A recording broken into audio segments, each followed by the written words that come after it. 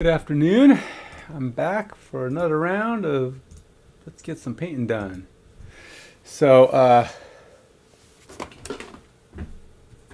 got still working on making progress on these two characters for an upcoming scenario. So, um,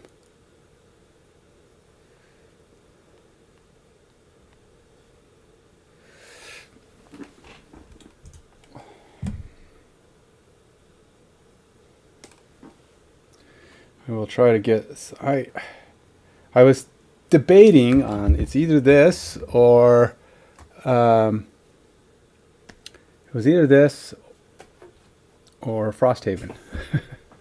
And for all you Frosthaven fans out there who've watched me do a number of the scenarios, I want to do another scenario soon. It's balancing stuff. This has to get done before, in the next week or so. Oh gosh, the next week or so. It's a lot. So yeah, I don't have a lot of time. And I don't have enough days off to really dedicate a large day to it. And with the holidays and everything else coming on, there's only so many other things. So, yeah, it's been quite the. I feel like I have quite the undertaking going on here. So, trying to get all this done. But I do finally have Mr. Krampus here glued together. At least his body is attached to his top now. I will probably still try to get a little bit of rust on some of the chain that's visible. I don't really need to worry about it too much underneath. But I'm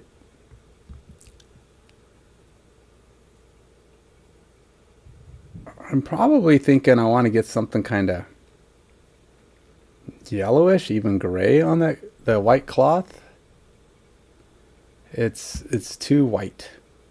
I mean, it's pretty gray, but I mean, it's white. I want it maybe something else. I want it to look dingy, like he's a dirty. I mean, like he's just a bad guy. Bad guys don't unclean. I know that's a stereotype, right? In fact, a lot of times they're the cleanest, neatest, dressiest kind of characters there are, but not fiends. Fiends, bad guys, devils. They don't. Well, okay.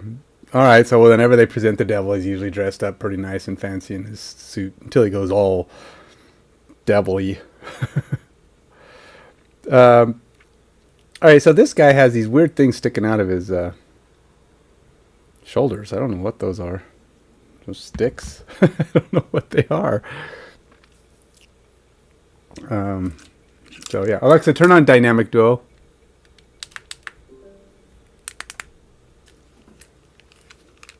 I don't know.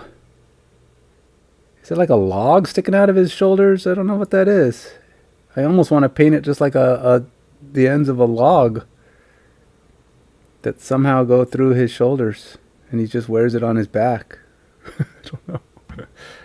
That's kind of weird. Okay, and then I have this thing, which I should probably get a coat of paint on. So yeah, I got a lot going on. Krampus has got a lot of bits and pieces, and gotta say the same goes for my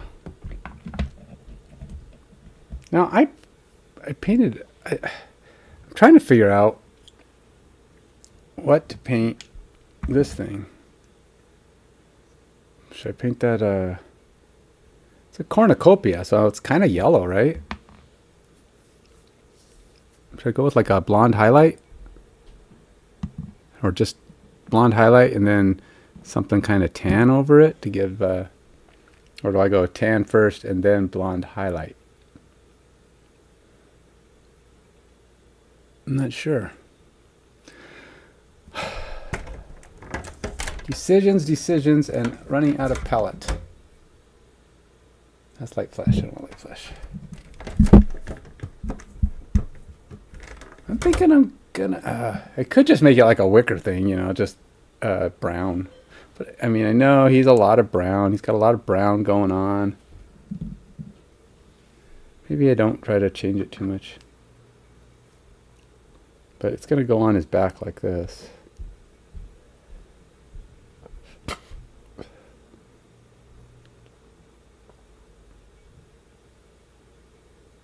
It's kind of a weird thing.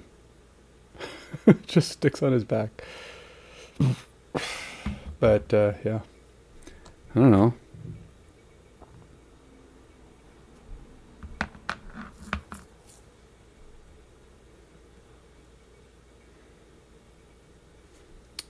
All right, I'm kind of stumped. I don't even know what color. What is this color supposed to be? That's just pink. Don't even say. It just says support breast cancer month. Master Series paint. Nothing. No color. No. I don't even know. It's 23F23. Is that a color? It's like I don't know what that is. It's like I know it's pink of some kind, but they don't give it a name. They don't even bother to say pink. So like you're on your own, man.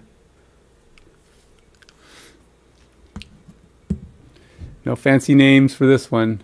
People don't like our fancy names, so we're just not going to put names on them anymore. We're just going to give you colors.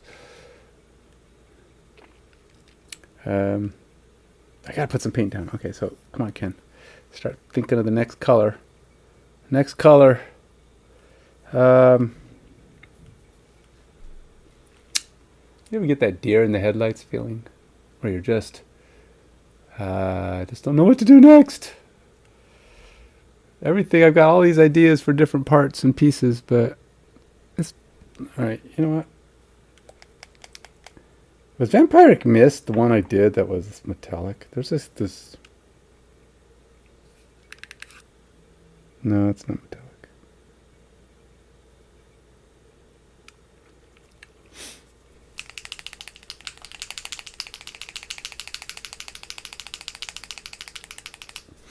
So it'd be kind of cool if there was actually a good contrast white that, you know, can put down a shadow but still leave things looking kind of white at the parts it's supposed to.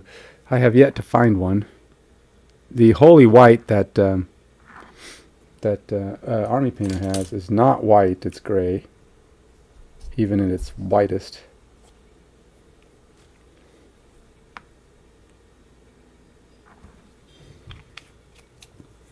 So that's kind of a problem, I guess. I'm putting this stuff here on the inside where these kiddos are. Dang it. It's got some gunky bits down here.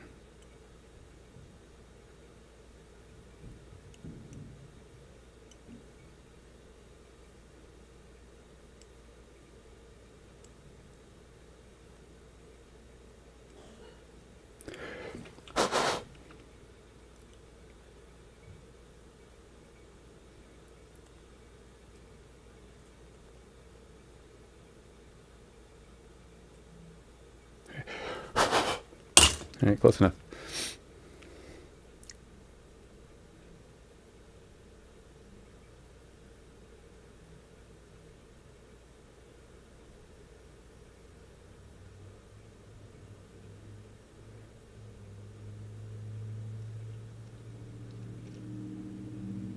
I decided to paint this one this color first, and then maybe I'll put the holy white in there, see what it does over the top of, or maybe I'll blend it with this. Just need to get some kind of contrast going in there. These swirls.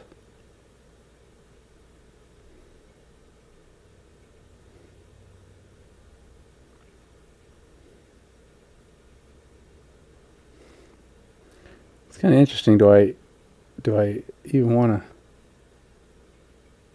fully put the lid on? And I could, but if I do, you won't really see any of this stuff.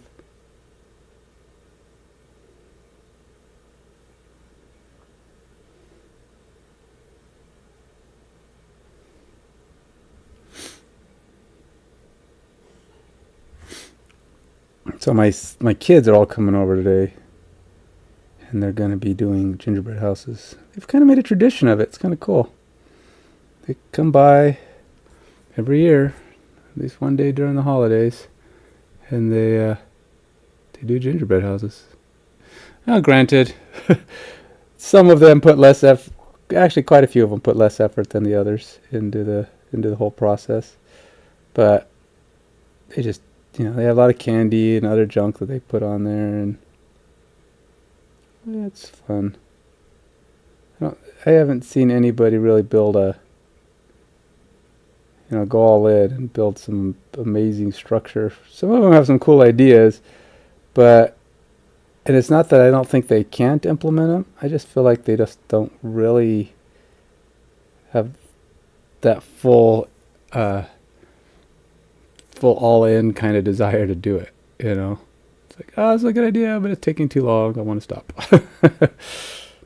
I've done that. Get into a project, I'm like, this is a long effort.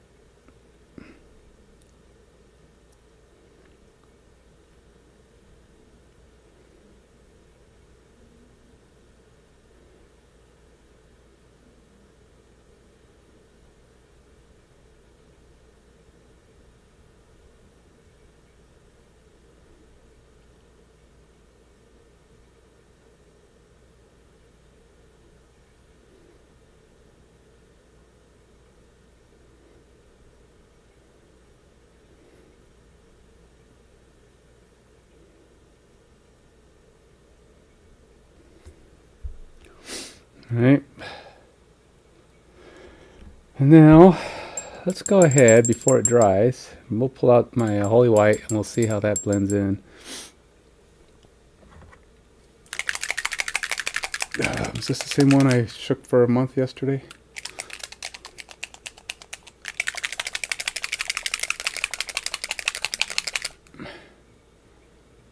Kinda. Might be. It's already starting to solidify on the bottom again. Stupid thing. Alright.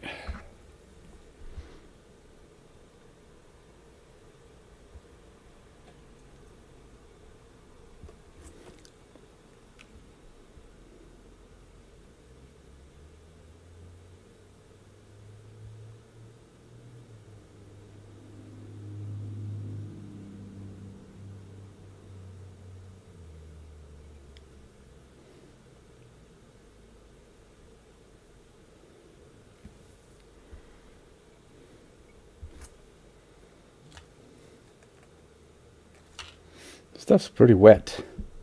These contrast paints, you gotta.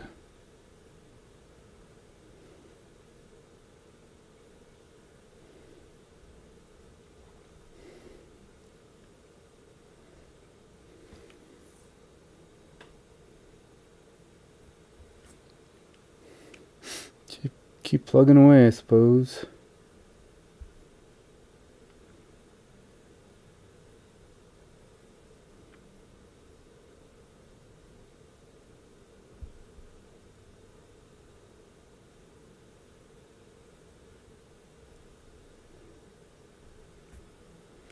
I don't know what I'm gonna do to get this more. I don't know.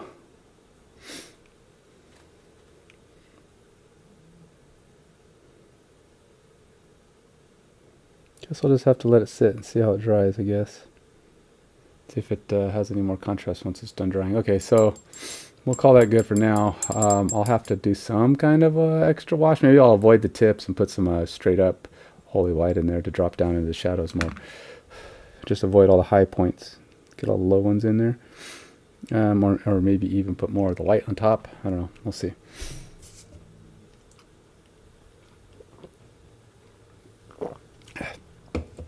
So, we're going to go ahead and I guess I should probably put some paint on this thing, on the whole thing. So let's do that. I'm going to have to get out the big paintbrush for that, though. Let's see something that holds lots of paint. Or bigger paintbrush. And I don't know. My brain is trying to decide what color is wicker. I don't want it to be the same color as his pants. I mean, I guess it could be. Kind of looks his pants kind of look wicker-like. They're canvasy, but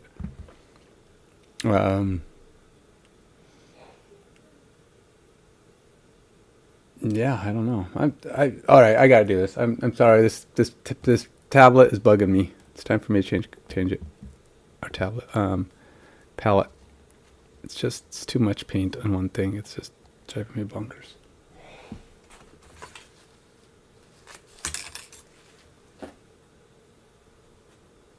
All right, nice fresh one right there.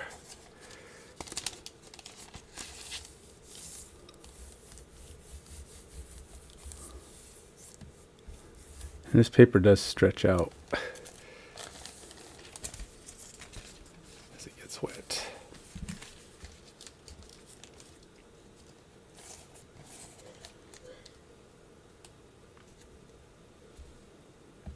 So, this is the paper by Redgrass, the same company who actually made my palette. I did not like their palette sponge. It dries out really fast, and when it dries, it curls up. It's just, yeah, it's not good. It gets all warpy, and it doesn't hold it can't hold its water. It's got a bad bladder. To me, it just dries too fast. And I know Squidmar, he really he swears by the Redgrass palettes, and that's why I got it. I thought, oh, this might be a good palette, but I could not. And then I was like, is it the paper that's so bad? You know, maybe it's this paper. So I started using like the what do you call it? I went back to parchment paper, the stuff you use for baking, which is really good. It does the job really well. And but it didn't seem to fix the problem. And I go, you know what? I'm gonna try a different sponge. And I tried a different sponge. I went back to the Stay Wet sponge or whatever that they have out there. And man, that is so much better. This thing stays wet. It's nice. It doesn't seem to get as stinky. I don't know. That could just be the paints when they dry. But either way, it's just so much better. So yeah. Sorry, Redgrass. Your palette's nice. I like the size. And the papers actually do work pretty good. It was just the sponge that's terrible. So I stopped using the sponge, and I seem to be okay right now. So I'm back to the I have to hold this pretty high for it to be clear, huh? About right there. Yeah, it's not too bad, I suppose, but still kind of hard to paint at that level. All right, let's get some color on this thing. I keep putting it off. Let's do it.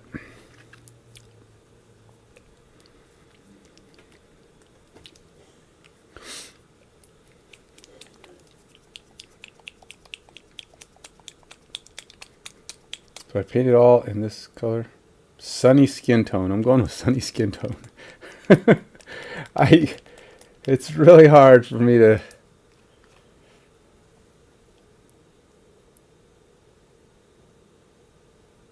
yeah, sure, why not? That looks like a decent color for this.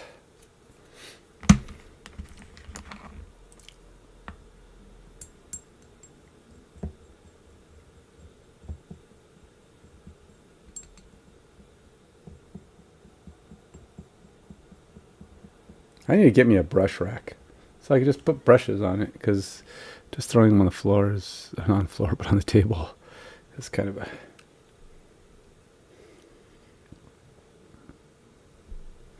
all right. Well, here we go. This is just base coating it, so let's get this stuff in there.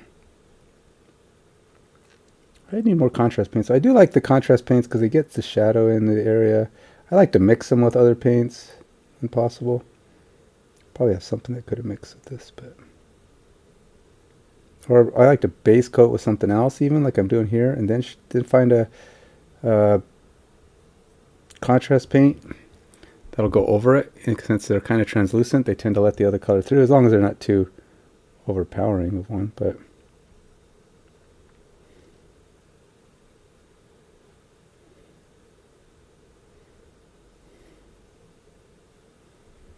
I'm not too worried about getting the sides. Actually, I think the sides could be the same color. I'm not. The little strips. Just that I wanted to get it fully in those cracks and crevices of the...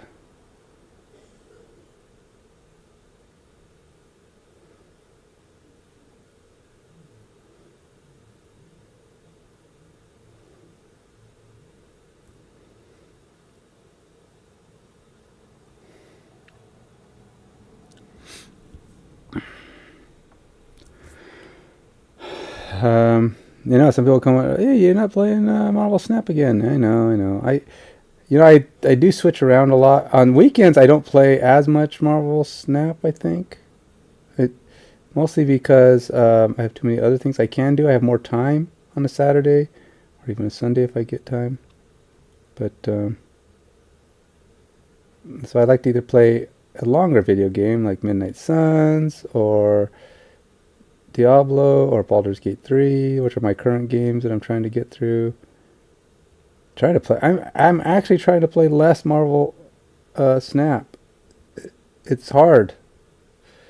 It's addicted. The thing is, it's too easy. I mean, too easy to just play it, right? Because it's like, why not? It takes a couple minutes to load it, but every game does. And if I'm not streaming, it's even easier, right? So,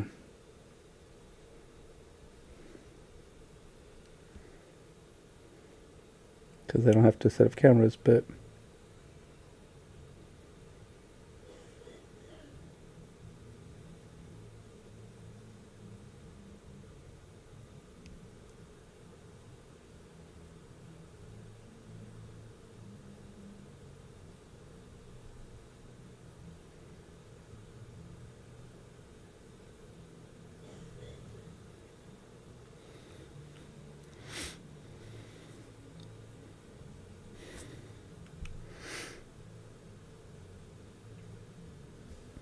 just slopping this stuff on, really. And this isn't even a contrast paint. But I have to go back and forth with this, because if I don't, I've noticed it's leaving bubbles. So it'll cover, looks like it covers, but then you go back and it's not. It just left a bridge of paint from lump to lump. As in, it's not actually doing the painting you think it is.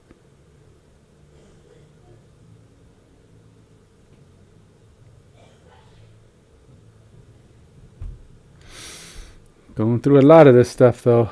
It's a big paint job. And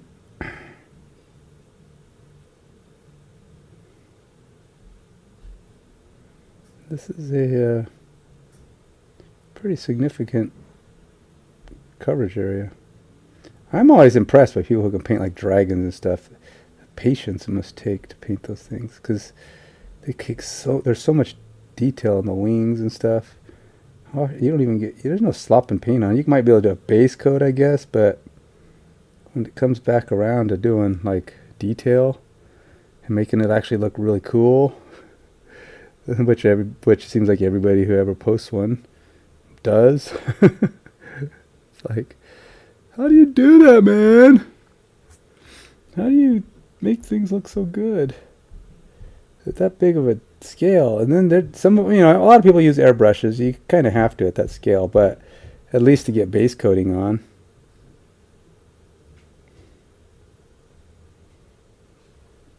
But still, it's still very impressive. They don't use it all the time either. I mean, they only use the airbrush to get the bulk coat on. Some of them are pretty good though. They can get a lot of the paint on via airbrush. Like even a couple of I would say the detail parts, right?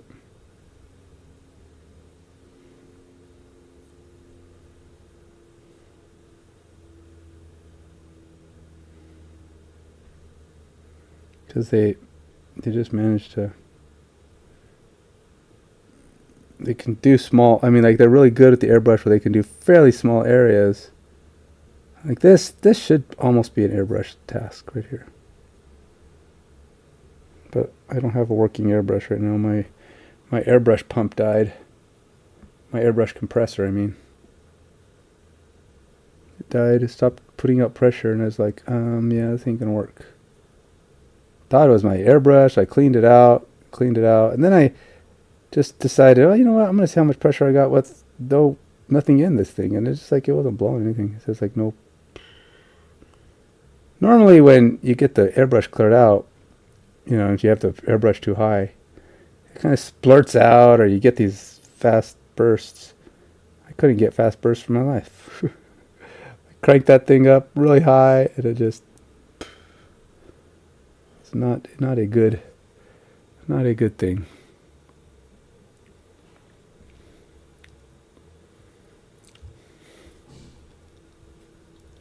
Well, just like that, I've used up all of the paint I put on my. And this guy's got a lot of. The twirl here is very difficult to reach.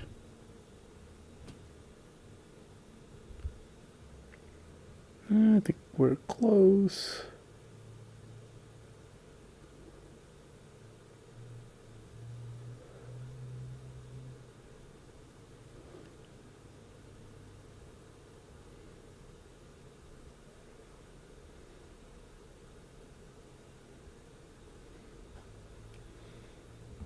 That's not too bad. Once I put a darker like wash on it, which is what I definitely plan to do, it should start looking more like a standard. I mean, it has a cornucopia look to it. It's the right color. It's not a bad color for what I was attempting. And I still have to figure out how to do this top. See, there's a lot of things I'm not going to be able to do easily while holding it like this, and so I got to get my things assembled.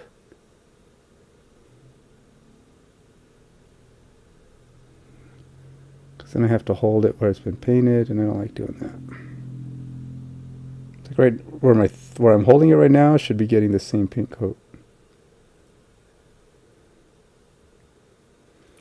My brush is totally having a cow.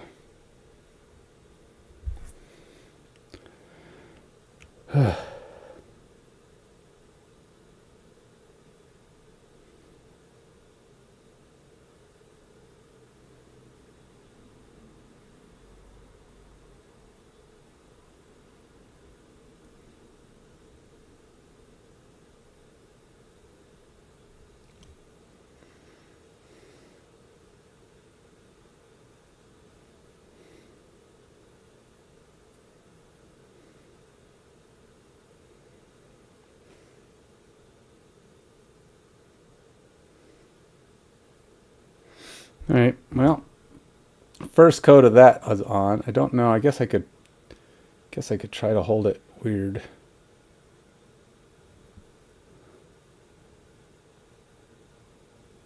See if I can get a coat around the rim.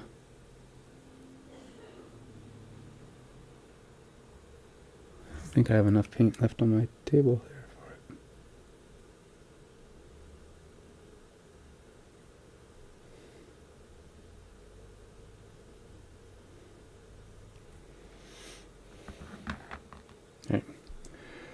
All right, gotta take a quick break here. I will be back momentarily.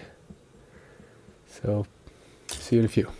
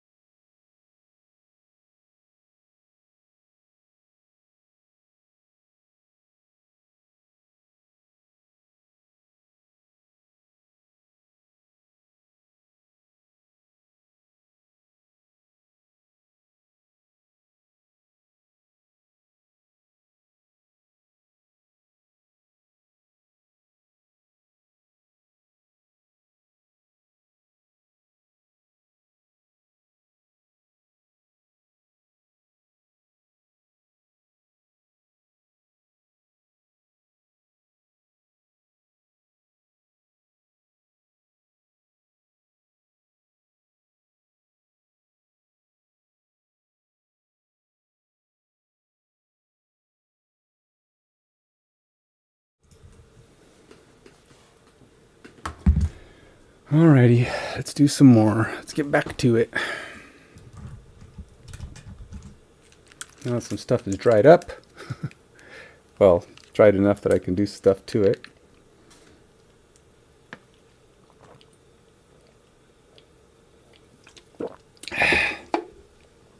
I got so many things to paint. I keep looking at my cases of to do, half in progress stuff everywhere. Got figures on the table that are all to do. Figures here, figures there, and even figures over there. But those are like way to do. I mean, those are like way later. So yeah, boy, I got a lot of stuff. Yeah, boy, not good. Not good at all. So much to do in so little time. All right, let's go ahead and slop some more paint down on this. And then I gotta paint this thing, which I don't know. I have no way to really hold this one easily. Paint it balancing it on my fingers. Yeah. Oops. This one is so out of shape that I couldn't even get it to stay in shape with the soap. I was trying to reshape it, and it didn't want to. It's just not interested. It's my old brush. It's just lost its will to paint. lost its will to be pointy. It's like, I'm too old for this crap. He's like, nope, not doing it. I'm too old for this shit, man. I can't do it. It's time for me to call it quits. It's got a nice point on it kind of right now, but I don't think it'll hold. But we'll let it dry again and see what happens. At least it'll be dry and nice pointy.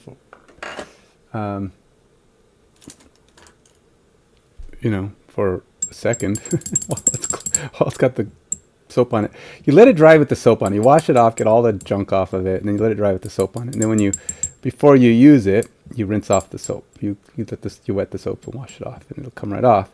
And then, in theory, it was holding it in form, and the bristles are now. Oops! See, I did it again. I'm whacking my head on the. I got to really come up with a better solution for my camera. It's too close. This is not a good camera. It's one of the nice things about having a what do you call it, an SLR. You can put the camera like way up here, like out of the way, and it'll zoom in and get that picture, and you don't ever have to worry about whacking it. Now you'd still have to have it at an angle, so off to the side or something, so your head doesn't get in the way, but still I have a real hard time getting this one to be in a good place.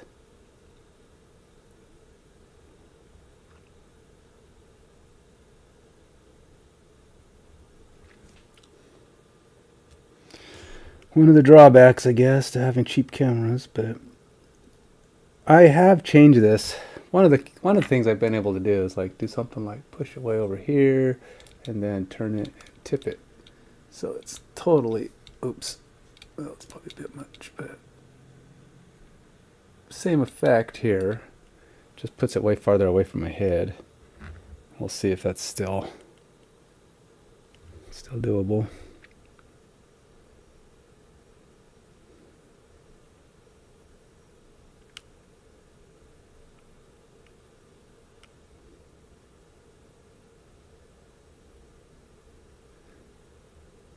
Got the birthday party to go to tonight. We're going to a pizza place around here. Now, unless you're from the area, you probably never heard of it, unless there's one like it somewhere else. This is not a franchise pizza place. It's so it's a local one, but I mean there could be other ones with similar names, I suppose. But this one's called the Pizza Coop. So I don't think it's a franchise. If it is, it's a franchise that's not based around here that I'm aware of. So I can't. Just don't work, man. How are you supposed to paint stuff? I'm basically all I'm doing is painting my hand. I'm trying to do this without.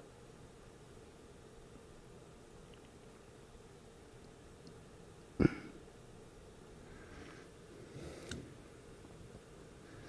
could do something goofy, like put a piece of flex iron on the bottom. Then I can at least hold it steady on my,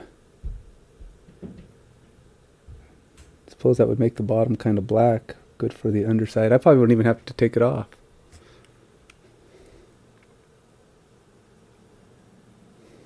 Because it's so thin, it's like I glue it on, it'd be like, oh yeah. But do I really need to do that? Man, maybe I do, because I can't get this to paint. It keeps moving. Stop moving.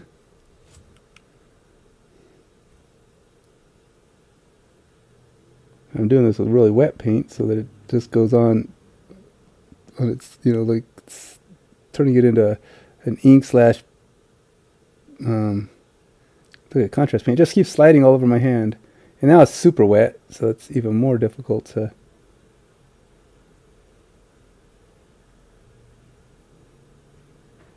Don't use any friction can. Don't let the brush hit it in any way. All right, close enough. It's just coming off. All right, close enough. It's just sticking in my hand. All right. I got at least some of it on there. I can always touch it up once I've glued it on. I just wanted to get the base on. Okay, so this should be dry enough now, so I can at least put a coat on it. On the top. See, here's with this one, I kind of have to, especially this back area has to be painted before, because once it's glued on, it's going to be harder to paint this. But I'm pretty sure I am out of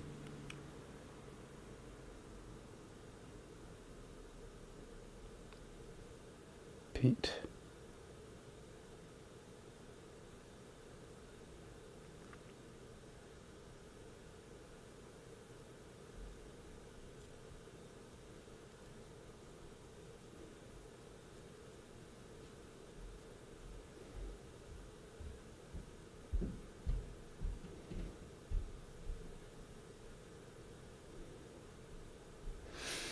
I always think of, I've never been a big fan of movies that, have horror movie. I like horror movies, but I'm not a big fan of horror movies that like kill kids or torture kids or anything like that. Those movies kind of really bug me. Yes, I know it's all about the hero that's going to save those kids in time, but sometimes in horror movies, the kids aren't saved. Something bad happens to them, and it's at least implied that something happened to a bunch of kids, and I never liked that. I never liked that kind of movie. It's just like, why even toy with that, So it's like the whole thought of there's probably gamers who would really get ticked off at me for this, but GTA, the game, that is a game I feel like should never have been created. Game, I mean, I know. Okay, I'm not saying there's not worse games out there, but it's, as far as that franchise goes, it's so popular, and the things it allows you to do, as far as being a bad guy and stuff goes, is just like. Now these are the original ones. I don't know if it's still just as bad in the latest incarnations of that game, but I actually yelled at my brother for playing that game. He was probably in his teens, and I was in my 20s when it first came out. It's probably been that long, right? Sounds about right. No, I might have been in my 30s. I don't know. Either way, I got all high on my horse and told him, "You should not be playing that game. That is not a game a person should play. You should." He says, "But I don't." He really defended himself. He wasn't going to let his big brother tell him what to play, because he did play it, and he liked it. But I just told him that game's wrong, shouldn't play it. And gave him my 2 cents. I know, it's not my place. Don't be telling people what they can play and what they can't play. It's like, I know, whatever. He was family. I told him because I felt like it was just the wrong thing to do for our family. Our family's, I just told him it wasn't not something we played. And I thought, there's so many good games out there. Why do you need to be playing that? He said, "Well, you're not really a bad guy. It's just make-believe."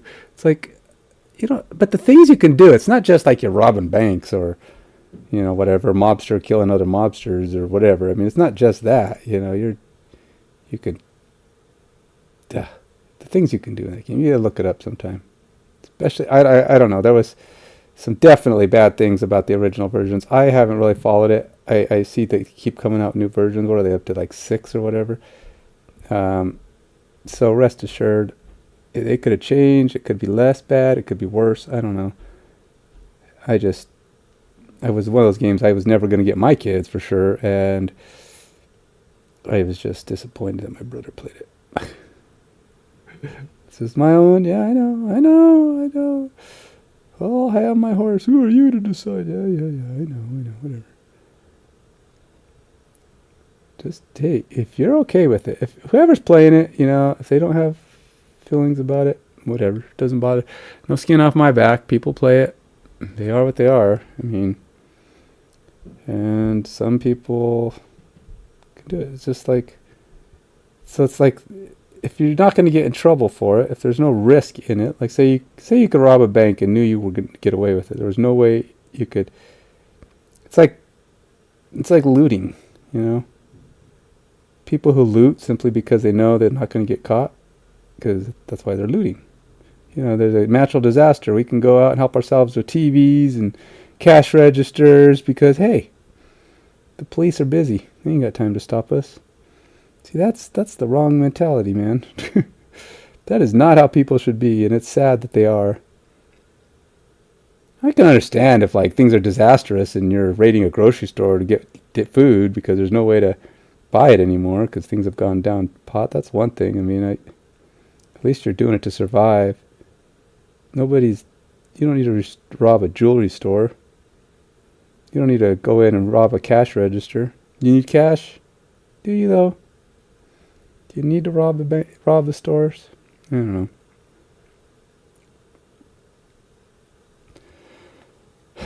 I don't think so. People taking TVs and stereos and electronic stores. Electronic stores, you have no excuse for robbing, right? I need food, man. I need to steal their stuff so I can sell it to someone else who didn't steal, so they decided to buy from you. You can go trade those TV. Go trade a TV for some food. I don't know. Suppose it's possible, but everybody can make excuses for everything. So what can you do?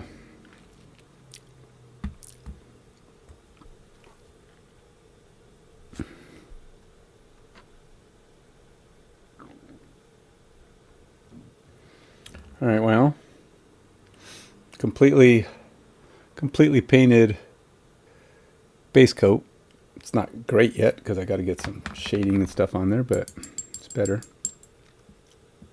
Some other color, lighten it up, darken it up, whatever.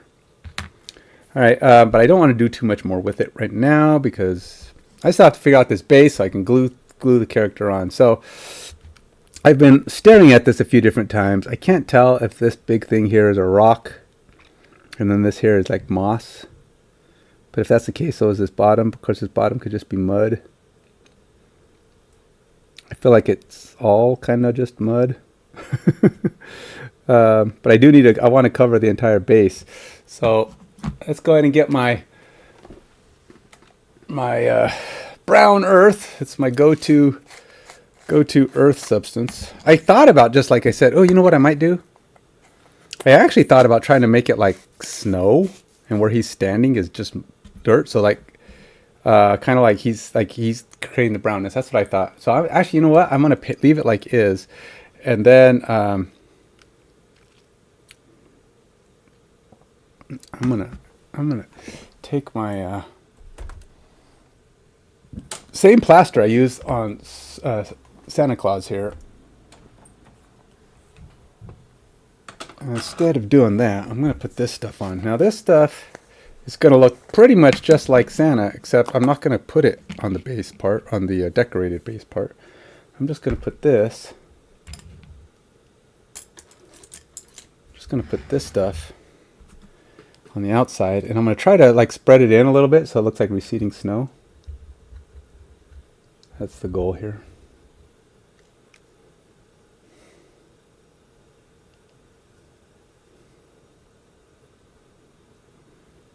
It's going to take a lot because it's a pretty thick base, so I'm going to try to level it out.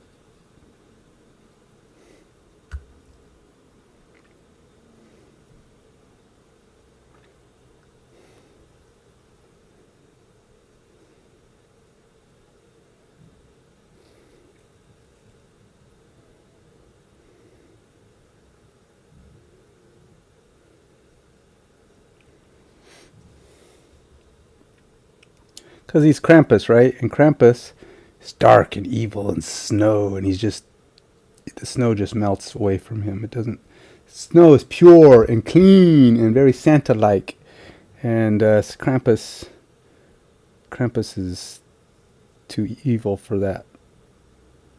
So we gotta put it on there so his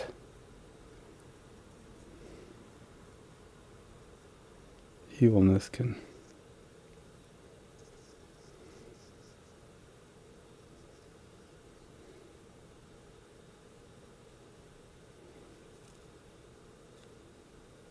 Trying not to get it on any of the. Should probably move Krampus out of the way because he's blocking my hands and I'm gonna knock stuff over. So, trying to do this without getting it all over me and all over spots that aren't supposed to get it, but.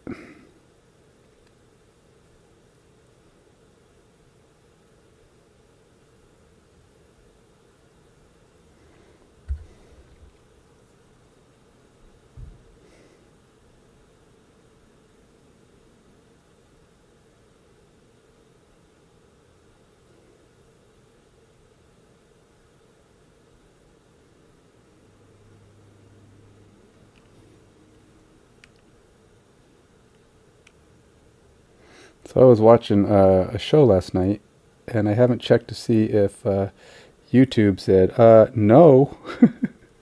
They do that sometimes. If you're like watching a show, somehow they identify it, and then they go, you are watching this show, and that's against copyright rules. And so you've been muted. Or sometimes I'll just block a video altogether, you know, if it's like a significant amount.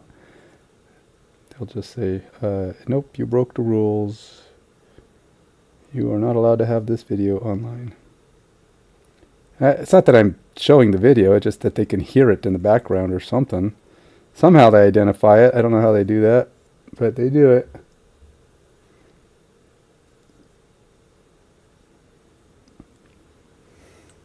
So when you're doing snow like this with this stuff, you really, all you want to do is, well, at least my thought is, try to avoid the spikes, you know, like the little waves that look like, if you can just get it to look rounded and poofy everywhere, it'll look like snow. Just killing off the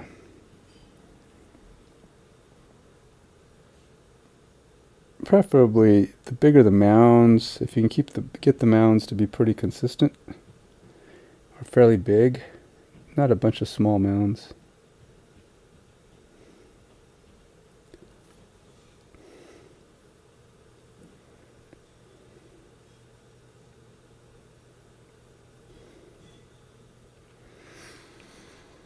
See, it kind of looks like it's just a dry area. I might actually go a little bit farther in, just to kind of make it look like it's receding a little bit, so I'd have to shape it out slightly. Like it's, I mean, it already kind of looks like it because it's drying away. But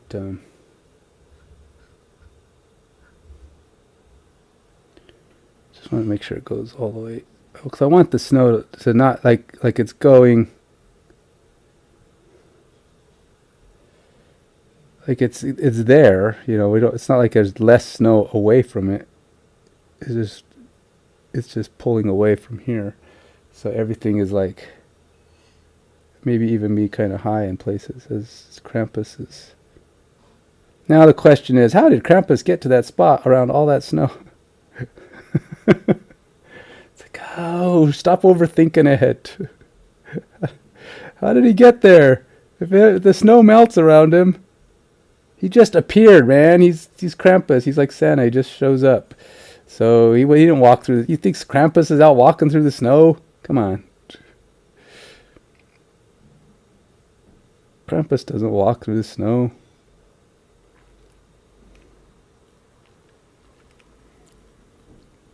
Krampus is magical creature. Magical creatures just show up.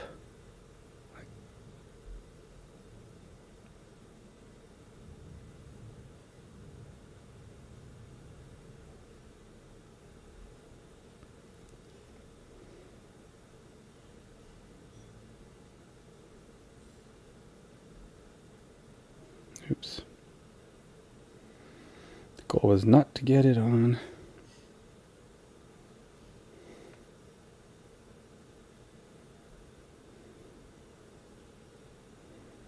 I'm going to be shaving it off in places here.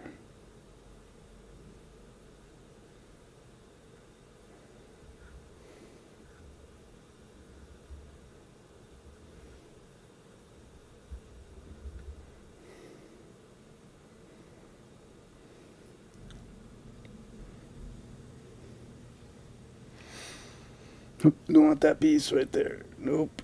No, trying to avoid all the little waves, because it's not water. I don't want it to look like it's splashing or anything. I want it to look like it's just mounds of snow.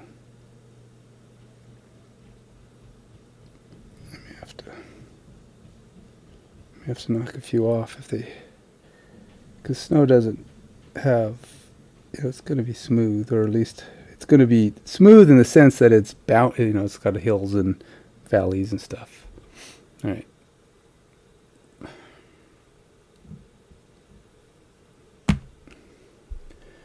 We'll let that dry. All right, so the base is kind of got something going. That's going to take a little time to dry. We'll push that out of the way.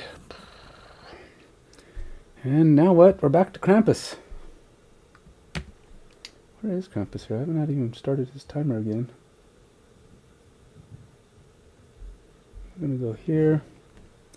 I've probably been going at him for an hour.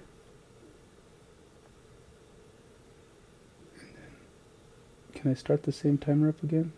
Nope. Start a new timer. Okay.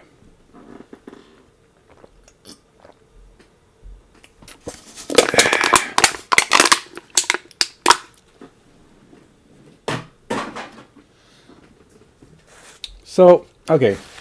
Now, for all you people out there who've gotten Amazon stuff, Amazon Prime, whatever, get stuff delivered, you know you are, everybody in the world. So, they take pictures when they drop stuff off and they go, hey, your thing was delivered and this is what it was. Well, the other day, I'm 99.9% sure they lied. Okay, so I ordered 2 items. And, I ordered a bunch of items. My wife ordered stuff. My kids ordered stuff. Everybody ordered stuff from Amazon Prime. They all use either their own account or shared accounts or blah, blah, blah. We get a number of things delivered lately at Christmas time. And so one day, they deliver one of the 2 items that I ordered at this particular time that were due to come on the same day. And we had a boatload of things. We've been having guys showing up 2 or 3 times a day, at least for the last couple of weeks. And one of those packages it was not open, but it was delivered basically in a clear plastic bag, and it was just one of the items. And they took a picture of it on top of another package that was behind it. And they said, your package was delivered, click, click. And then they put it on there. And so the 2 items are supposedly, I guess, supposed to come together. And so when I looked at I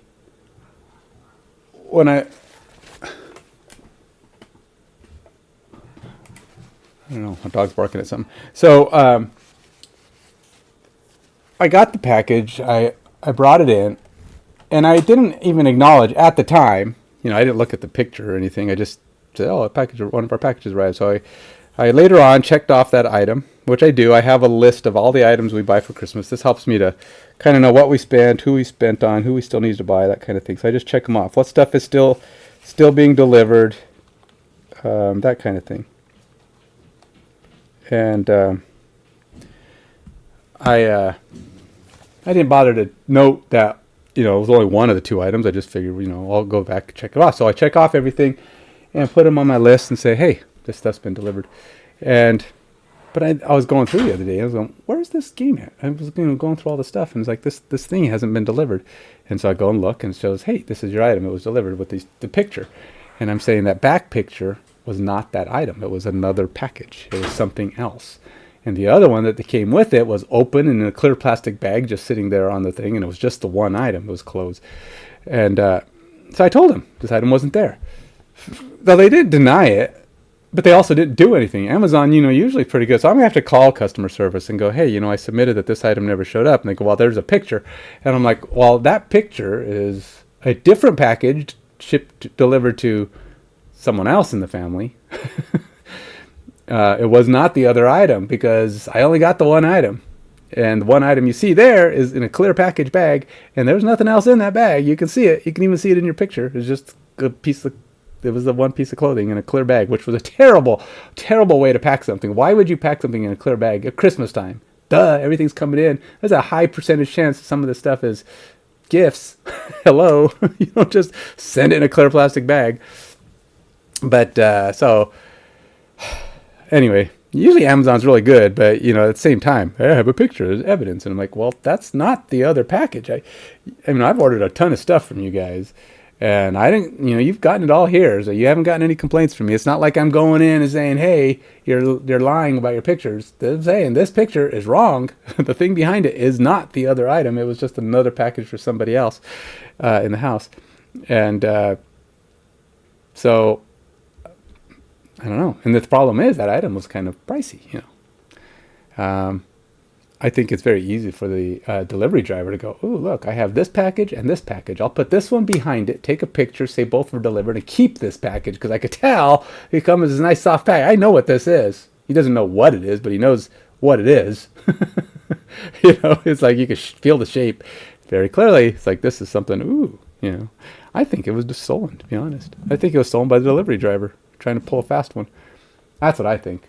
But, I can't prove it, so I'm not going to tell them that's what I think happened, but I'm going to tell them, hey, I want my thing. So I got to call them up, see what they say. But anyway, it doesn't happen very often. I think like once a year, something kind of goes wonky. Something doesn't get delivered, but what can you do? All right, that's got to dry.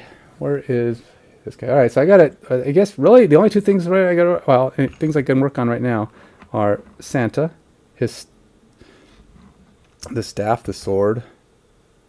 So this sword sits on his shoulder like this. Kind of like that. So once it's glued on, it's kind of like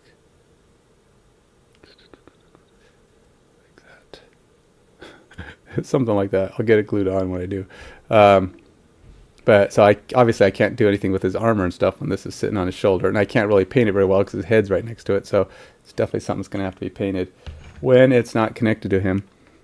So let's start. Let's start working on this guy.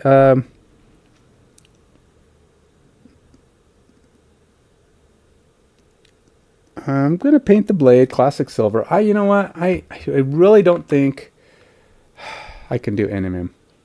I don't know. I just don't know. Let's go see what an NMM blade is. NMM sword. Non-metallic metal sword. How to paint non-metallic metal swords. Quick tips. Start by applying a base coat of black paint to the entire sword. Well, let's do that. Let's just follow the instructions and see if I can get this thing. Now, the tricky part is this thing's going to be non-metallic metal set up with a... I'm just going to go with black. Black. Blackety black. Don't talk back. All right. Now you can see that there's a like a magical wave of stuff. That's going to be kind of a blue metallic mist. It's going to be maybe blue and white. Now one of the things I like to do that actually kind of works, if you can use thickish paints or just don't mix the paints, and you do this trick where you can get two colors to kind of swirl together, but you got to be careful with it. You can't let the paints totally mix. You just put them together, and if they start blending too much, like if they're too thin and they just blend into each other, you're going to lose the effect. It's got to be thick enough that they can kind of swirl in without totally mixing, unless you actually swirl them, you know, go through the mixing effort.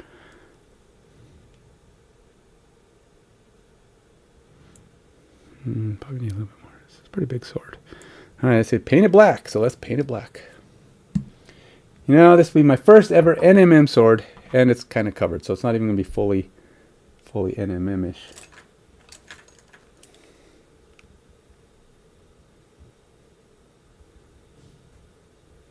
Hopefully this is the right brush.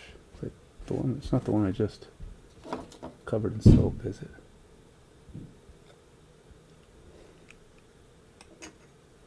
Because if it is, it's going to flail apart. Nope, I think that one is it. Okay. Oh, maybe it is. Never mind. I got to put this brush out of the way. Maybe it's not. I don't know. I can't tell. I might just need a new brush. I think my one brush is kind of dying here. See, even that. Look at that. Just look how bad that is.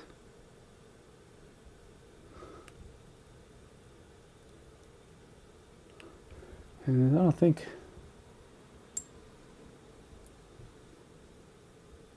Just doesn't want to. I hope that's my bad brush. Let's try this one. Let's see. If this one splails out like that too, then I don't have a good brush. I think my brushes are all bad. No, this one's not too bad. It's still not pointy, but it's not as flailed out as that one is. That's the bad brush. That one is definitely not happy. Okay. Let's do this one. Painted black. Blackety black. Don't talk back. It's kind of a weird sword, but alright.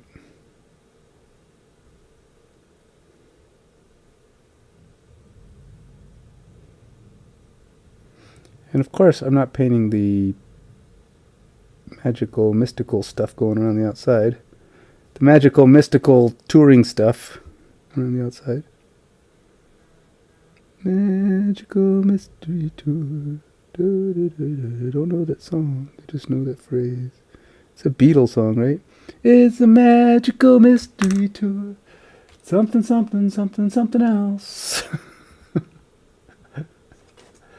I laugh at me. I laugh at me because I'm just being silly. Silly McSilly. Silly McSillypants. Can get a lot of that out of me. Alright.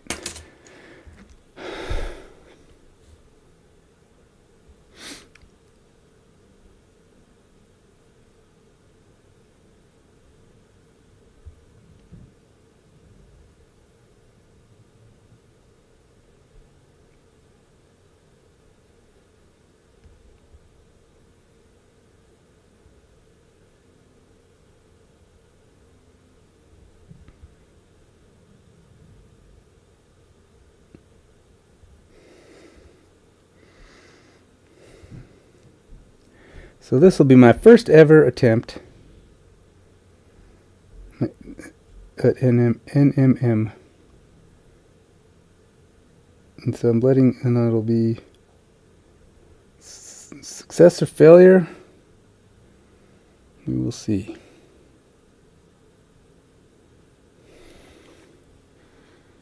Wish me luck. And I don't even know how well it'll even show up through all this, you know, smoky stuff.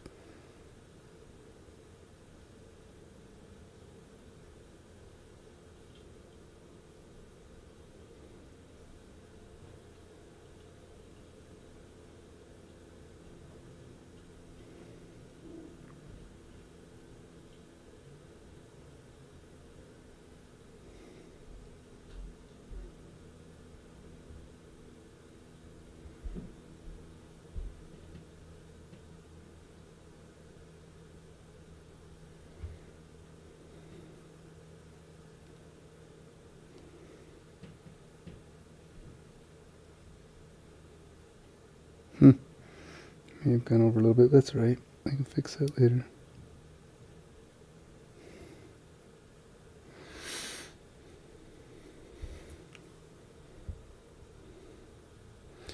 Go on, just painting it black. That's the first step, it says. So we'll just take the word of the experts.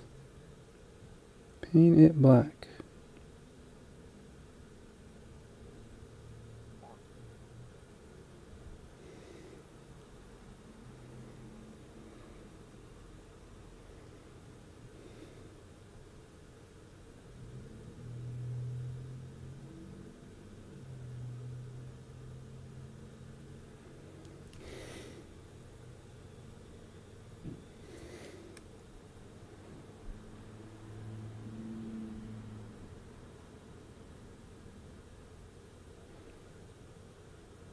You know, I think you have to, at some point, if you're a miniatures painter, at some point you got to commit. You have to do OSL, you have to do NMM, you have to do it at some point. I mean, you can't call yourself a miniature painter. You can't. As much as I paint minis and I like to paint minis, I can't ever really be truly a miniatures painter until I've at least tried these things. At least tried. You know, they have to be part of your arsenal, right? So you start off with something really dark. I mean, in this case, black. And I don't know, maybe because I'm doing silver. I don't know what the reasoning is, but I do know that the red does not start with black. I wanted to do NMM on Santa's armor, but I got intimidated by it. He said it's the holy grail of NMM. It's the hardest version of NMM by far. And I'm like, oh, great. Probably not the first thing I want to do.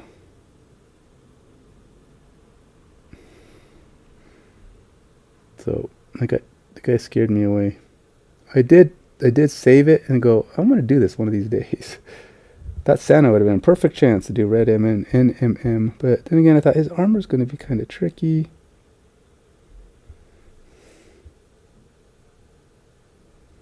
So he went, nope.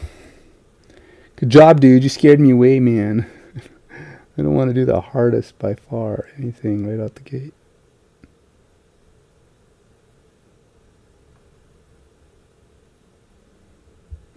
But you know, NMM, the cool thing about it is it's not shiny. It doesn't have the shiny look of metallic. It has the shiny look of metal, which is different. Metal is just shiny. It's not metallic looking. And if you've ever seen a painted car that's metallic, like a metallic blue, metallic red, metallic gold, metallic anything, you can have something that's gold and not be metallic, I think. It just means it doesn't have the extra metal flakes in it, but it's actually gold. Gold does not have metal flakes in it. It is all shiny. And that's the thing.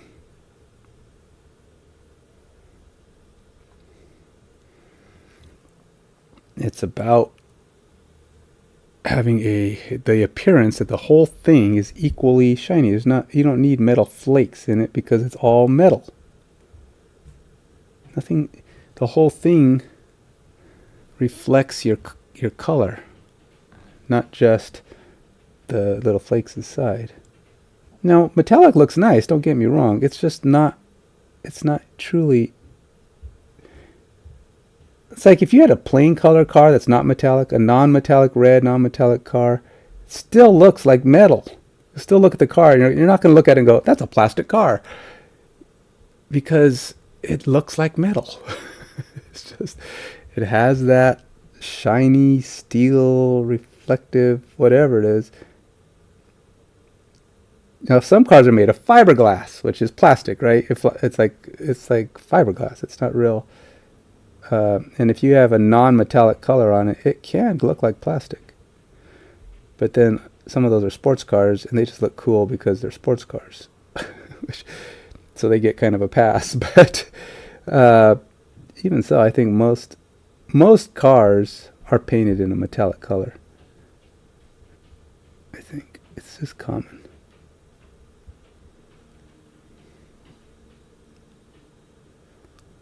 People like that appearance, I guess.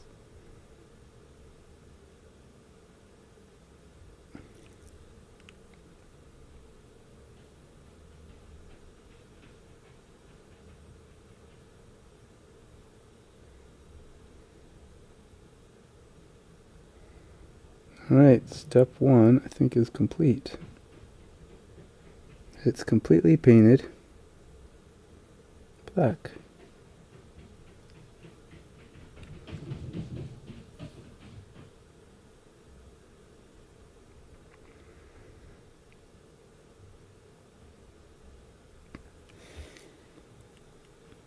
The black sword.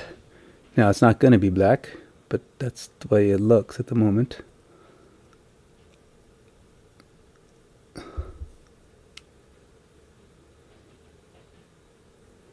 Just trying to make sure I didn't miss anything.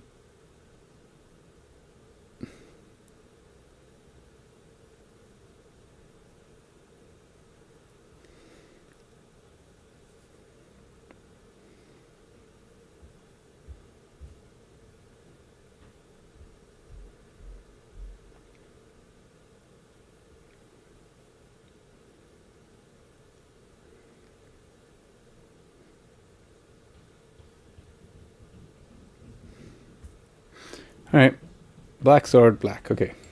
Step 1, complete. Start by applying a base coat of black paint to the entire sword. This will serve as the foundation for the NMM effect. Ensure that the paint is smooth and covers, I don't know, completely, totally, something.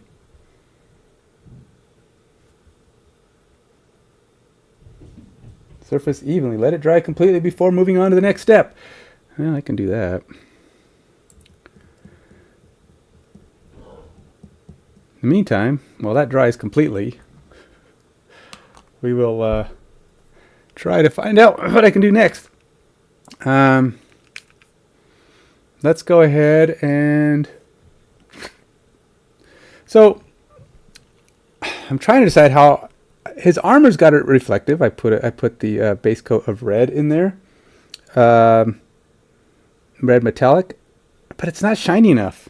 It is not shiny enough for me. I'm not feeling the metallic. I don't know. Yeah, it's just not.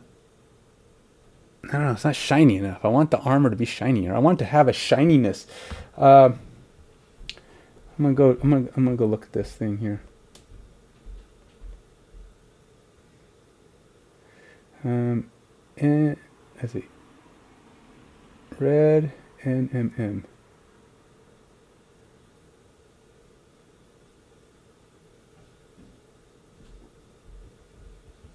How to. I really need help with watercolor. Tips on coloring NMM. Wait, did I not type red? It's not showing up. Oh, nope, I typed red. Red. What the heck is red? How to paint red NMM armor. See, this is the only person who did it.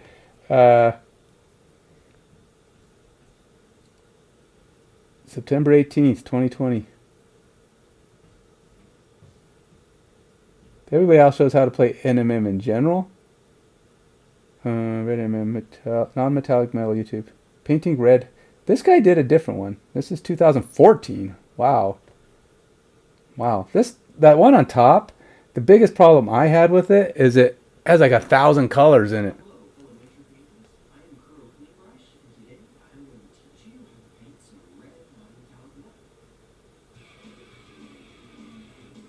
Gonna look. Gonna see what he says.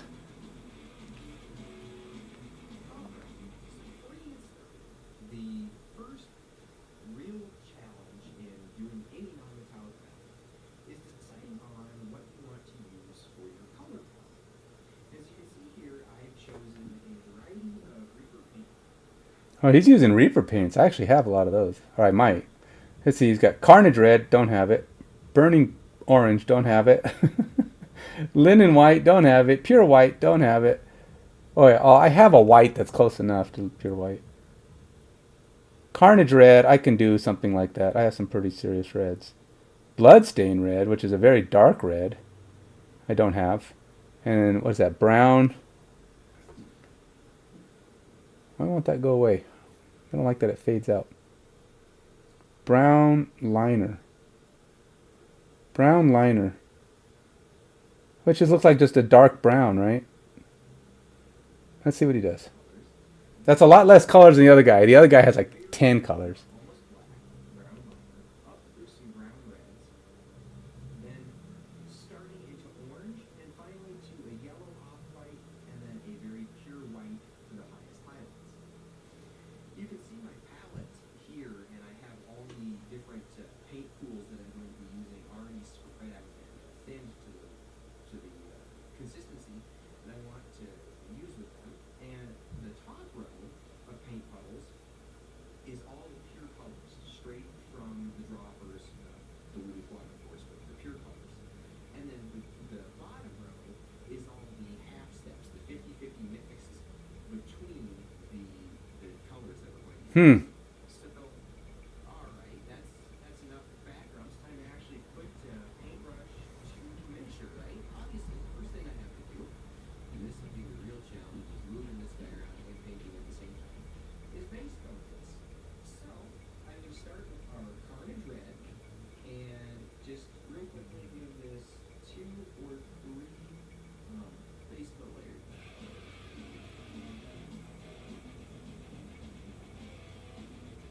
Whoa! He put 4 layers of base coat. So we're going to try to make this plate look very much like the eyes. It has a very similar shape. 4 layers of base coat on the Carnage Red. Okay, so really I have a red on him.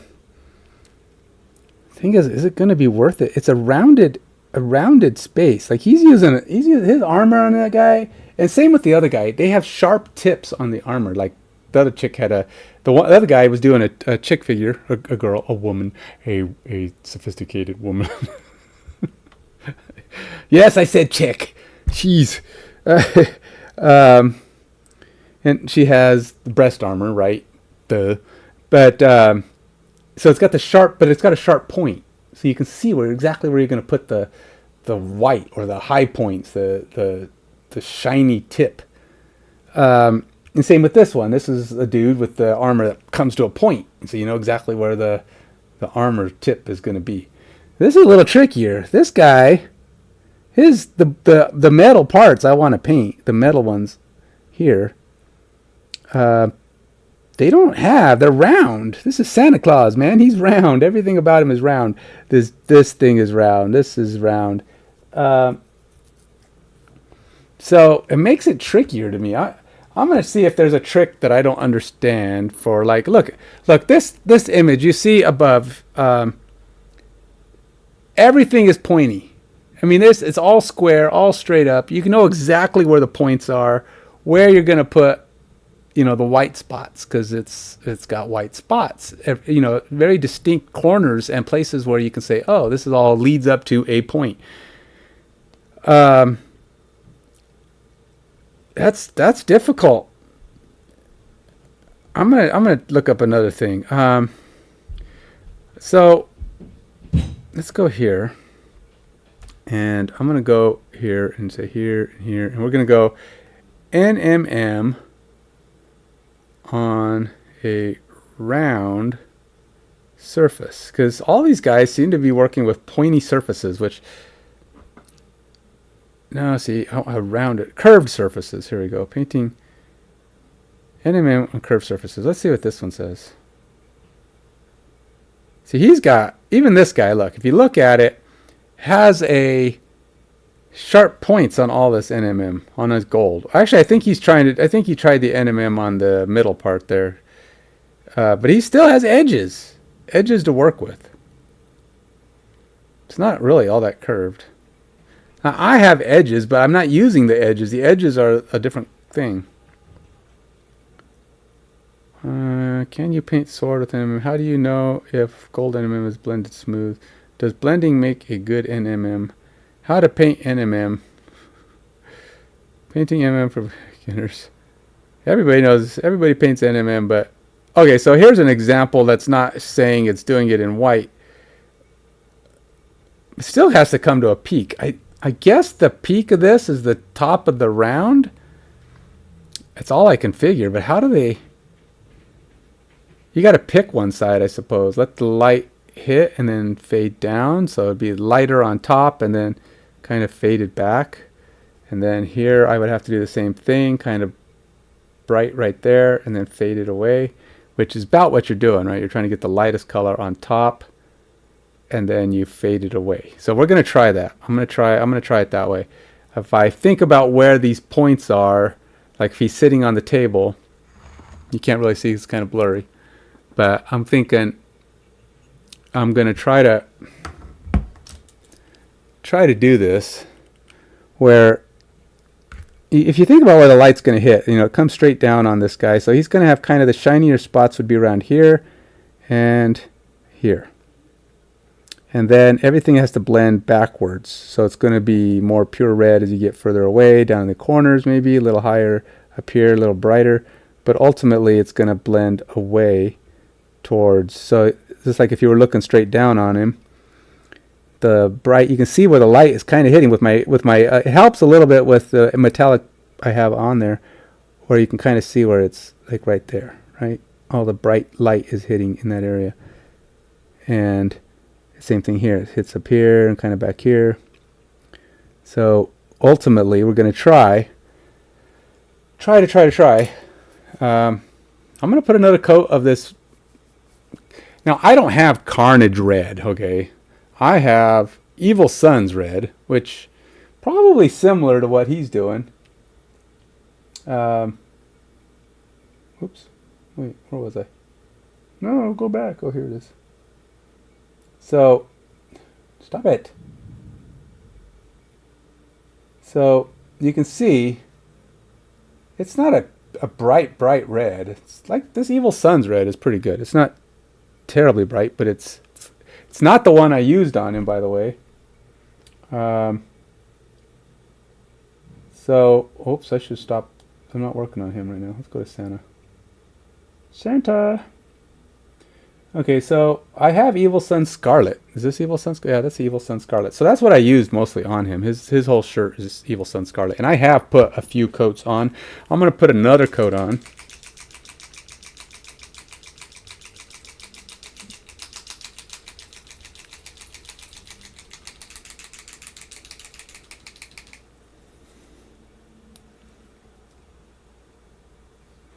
Put another coat on.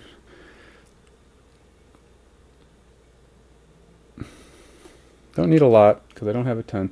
Now this guy, they actually put all of their colors available, so I'm going to try and do something like that. So I've got me a scoop of my Evil Sun Scarlet, but let's go back and look at his color palette. Let's say I'm going to try to match his color palette, at least as close as I can.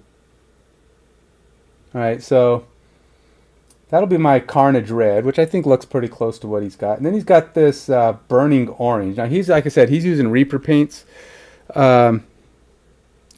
I'm not. So I really got to move my minis before these bottles fall on them and blow them up. That's pure red. Don't want that. All right, here's my oranges. All right, let's see which one of these is kind of close. How about Naranja? Light orange. That kind of looks like that one. If I was to try to match,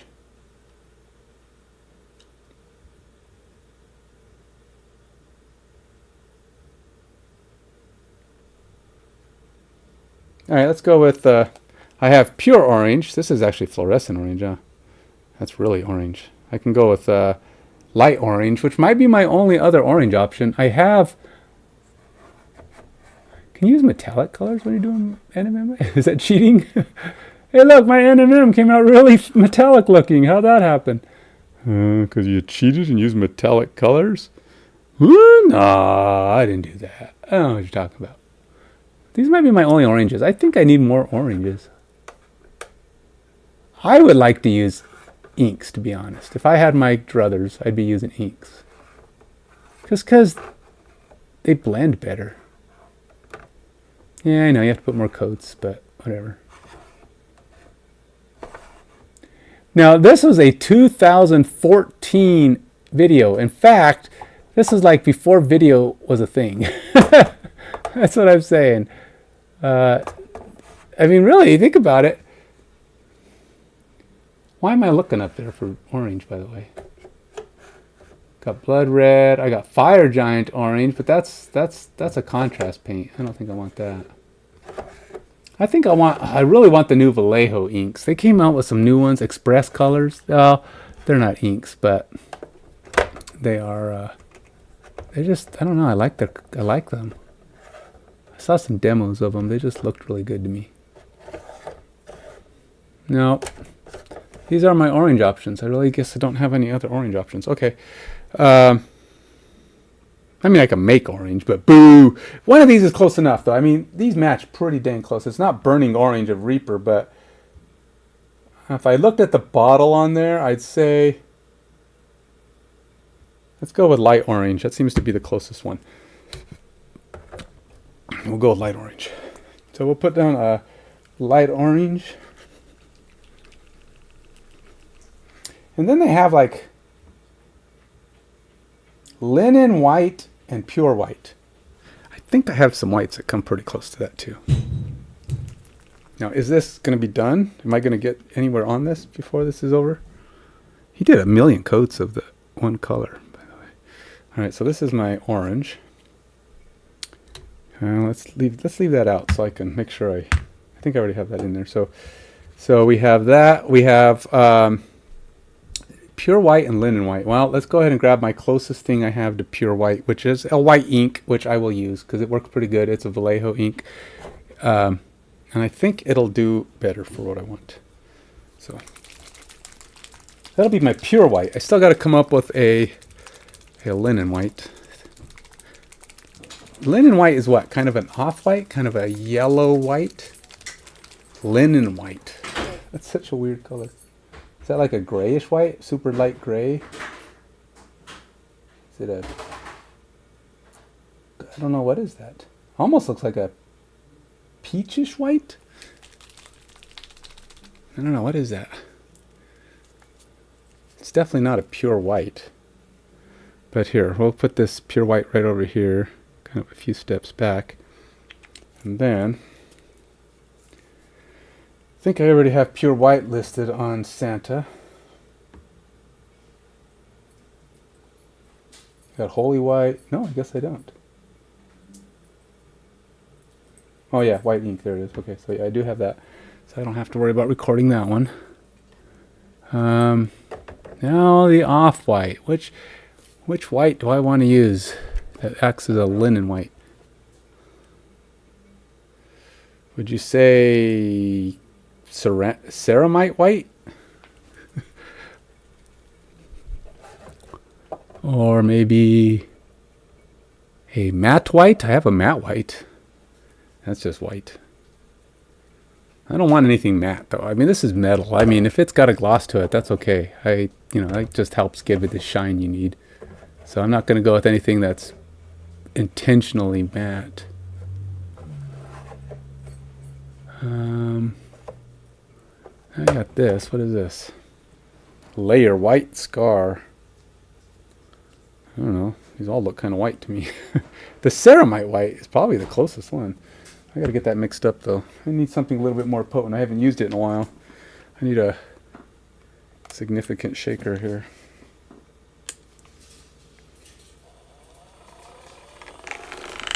We'll bring in the expert shaker.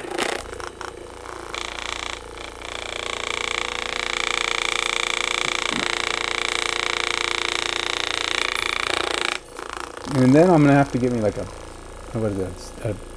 I think I have like a black red that should look pretty much like their reddish, dark red thing that they're using. I'm not sure what that used for because it's not a base coat, which is weird. I would have thought they would have used the darkest color first, but maybe that's what they use as the wash. You know, the shading the darker areas. Super, super, super, super thin coat.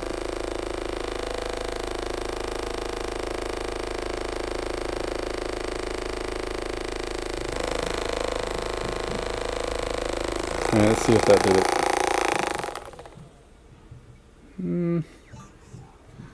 Yeah, I guess that looks pretty good. See, it's pretty even. Don't see the I don't think I see any transition to the bottom, but it's very bubbly in there. it really got really really worked up. But so, do you think that counts?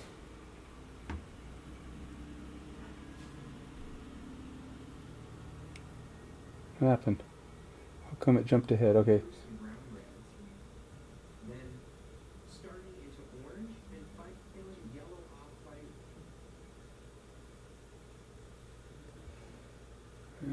Yeah. Really got that bubbly.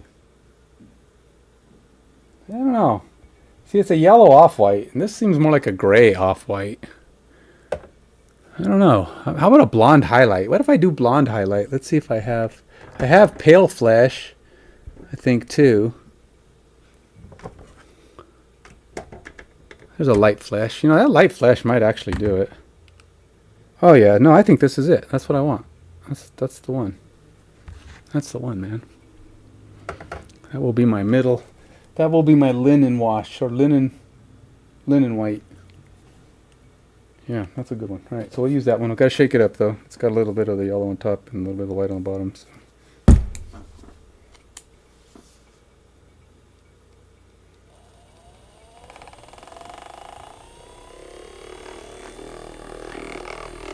So, when you're shaking paints, is it better, I'm asking, better for super fast shaking or slower shaking?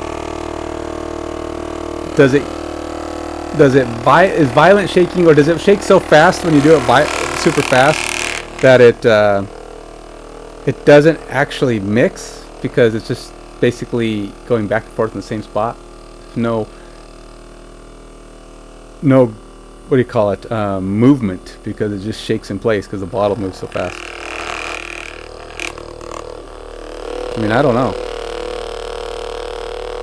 I don't know.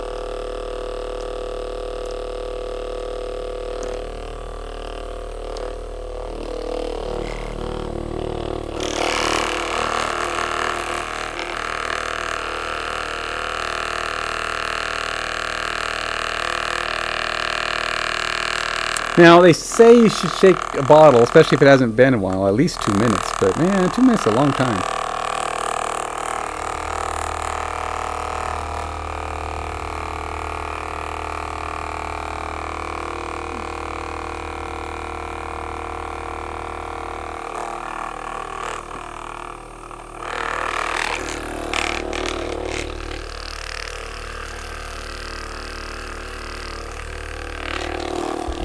How should I do it? It's like, how is the best way to get gravity helping you? Because it's definitely violent on the head that I've got the bottle stuck on, so that's... It's bouncing my hand up.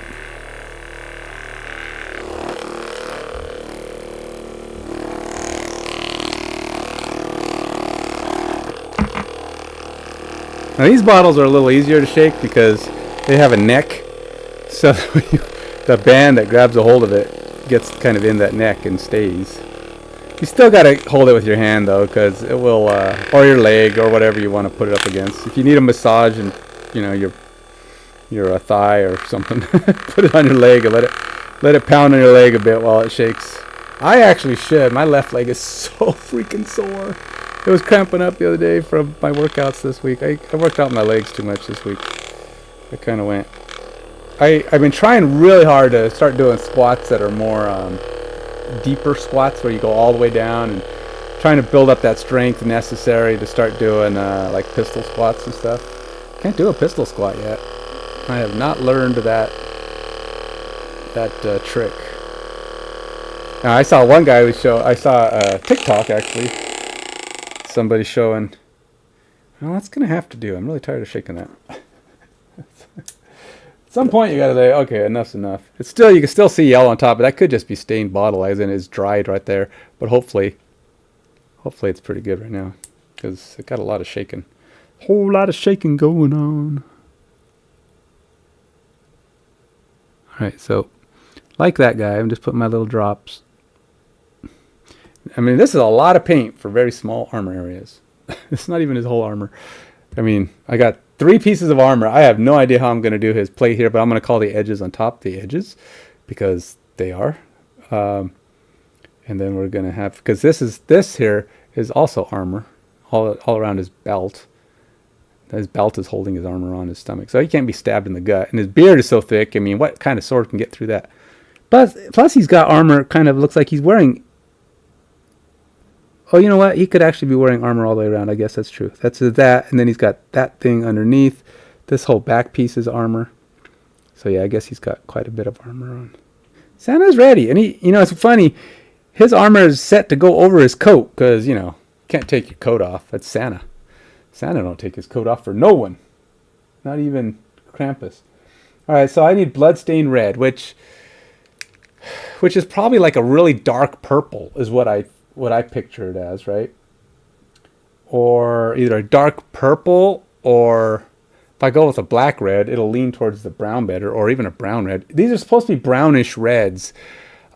I don't think I have a brown red. I mean, to be honest. What is this succubus kiss? Well, huh.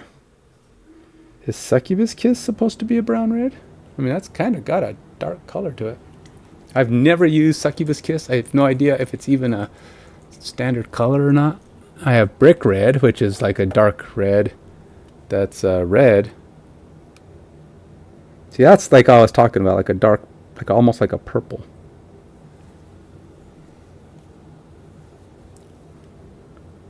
In fact, that brick red looks a lot like the succubus kiss. Can you even tell? Can you tell the difference? Looking at those two things, can you tell which one's which? Wow. Now, I don't picture bricks to be all that dark, really. I mean, it's called brick red, but have you ever seen a brick that color? And that is some really dark colored bricks. That's purple bricks.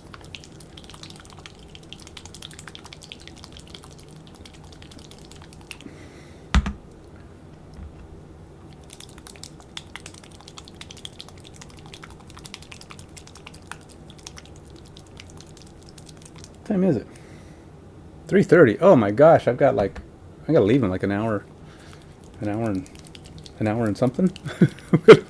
Probably an hour and see. Like I said, my kids are all coming over to do gingerbread things, and we have to go to a birthday party tonight at 4:30 technically, but we're not going to probably get there till around 5 because my wife wanted to take some pictures of them doing their gingerbread houses.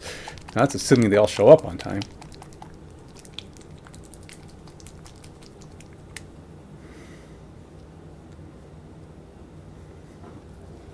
So these are stirred up more, but I still can't really tell what the heck is which. I think they're the same color, just put in a different bottle. I'm leaning towards using succubus kiss. It feels like it might be a browner color. My brain is saying, yeah, go with it. Yeah, it's brown. It doesn't tell you it's not. Succubus kiss is whatever you want it to be. It's something, I don't even know that it's red. See, I have this color to tell me that this one's a dark red, dark kind of purple. And it also says red on it, so you kind of know that. So, this one, I have no idea for sure what it is. I'm taking my white primer here, though. Put it in my white primer corner. I always put my primers down here so that if I need primer for something, it's down in the corner. This way I don't get it mixed up with actual whites and stuff that are on the table. But I'm going to take this and put it on my succubus kiss lid here.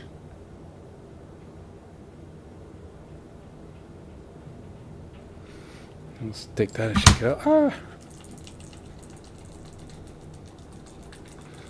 And we'll just keep shaking it because I'm not sure if it's the one I want or not. But I do need... the other one is like a brown. It actually says brown. Brown liner. So it's a dark brown. Basically, it's... I could probably do like a walnut brown or a black brown. Probably be a similar effect.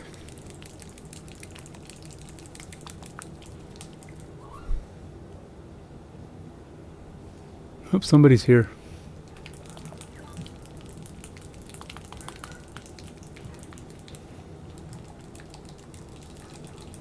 All right. Who is it? It's my daughter. My daughter is here. All right, so I'm going to put this Succubus Kiss. We'll put it down here. Like I said, I'm assuming it's going to be some kind of a red. It looks kind of like a red. And I'm probably going to use it, but we'll wait. We'll see. And then I have, it says brown liner.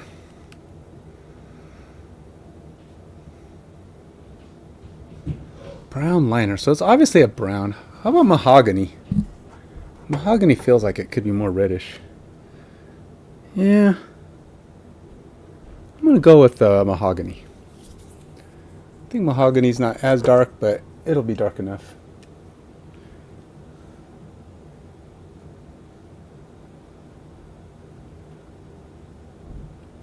It's definitely not as dark. All right, well, if I was going to go with what they're doing, they're using dark. I'm going to follow this guy because, you know, his came out. Mine hasn't. Take the word of the experts. I've always been afraid of using extremes, but I've also noticed the guys who use extremes, like high variant colors, actually look a lot better. Their paint jobs look way better than mine do, so I can't knock them for what they're doing. They must know something. They must know what they're talking about. Imagine that. The guys have been doing this stuff for years, know what they're talking about. I've been doing it for years, but I haven't learned anything. I'm stubborn that way. All right. Okay. So I got to put this down. And I haven't decided for sure on the Succubus Kiss, but I already have that. I got my orange down. I'm going to use my... where did I put my light flesh? Which I believe is the one I chose. Yeah. Carne Clara, which is one I don't think it's going to scan. But yeah. All right, so those are my color palette. I'm going to have to do some little mixages off to the side. Let's first find out what the Succubus Kiss looks like.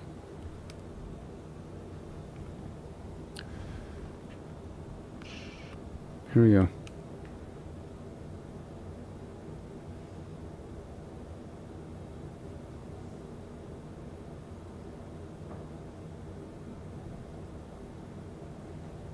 Yeah, it's most definitely a reddish, almost like a purple. I have to get another coat on to see, but this red brick is darker. But I haven't got a good coat on here yet, so that could be part of the why that didn't come out very dark.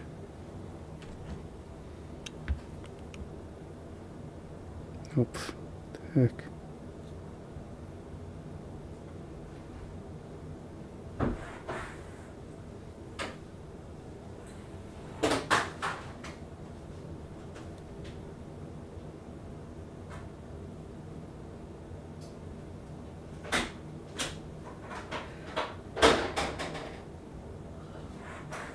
I'll have to let that dry, but yeah, I'll use it. I think it'll work. I don't know that it's the magic bullet or not, but it should be close enough. We'll put some paint over here. Another one over here. We'll just kind of go back and forth. Make my, like they did.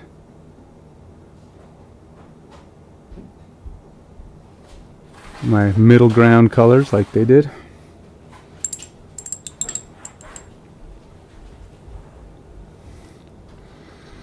And then, so he thins them, which makes sense. You kind of have to. I think the Reaper paints, he thins his Reaper paints, which makes total sense because Reaper paints do tend to be a little bit more, I think, thicker. At least maybe they used to.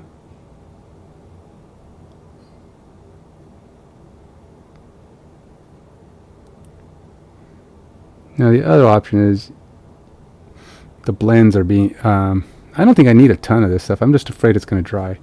But I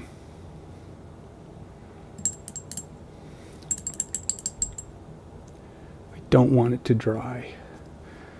And if I don't get to finish this, which I won't, I'm going to have to come back.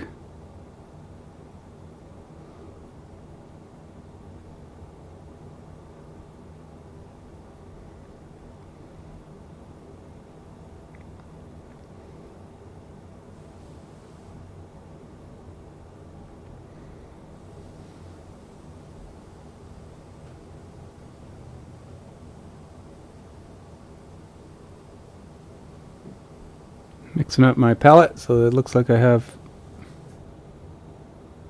a decent amount of paint there ready to be used.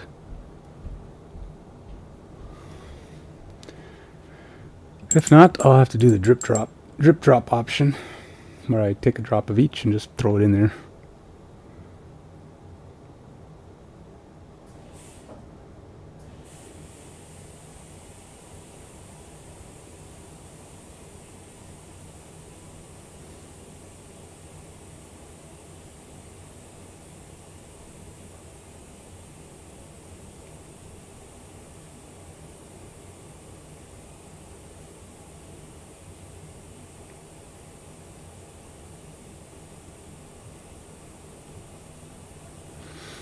Alright, I think we got it. We got my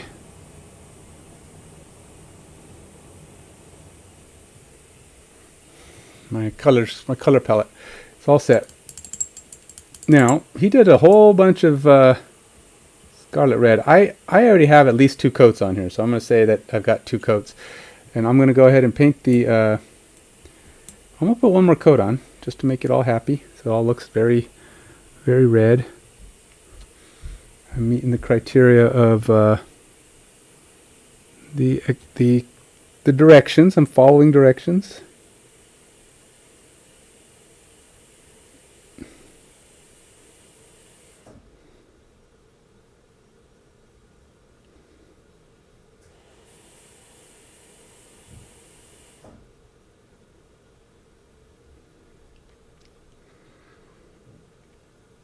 I'm just doing the metal parts, obviously, the parts that are intended to be metal. I'm going to leave this Santa jacket just the way it is.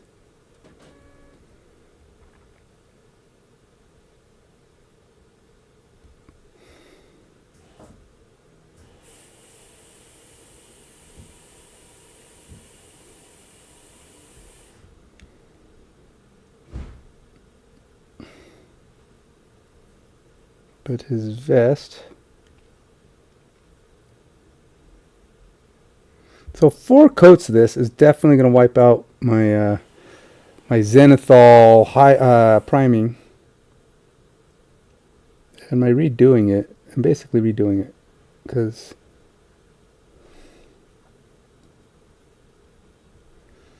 well, it wasn't this color before. I mean, it was. I put the metallic on. Was gonna just laze out and say, nope, I'm doing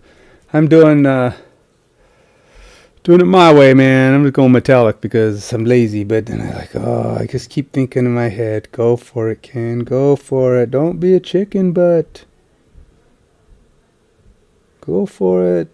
But I'm scared. Don't be scared. It's just painting. What's it gonna do? Bite you? It's like, but it could bite me. Bite me in the behind.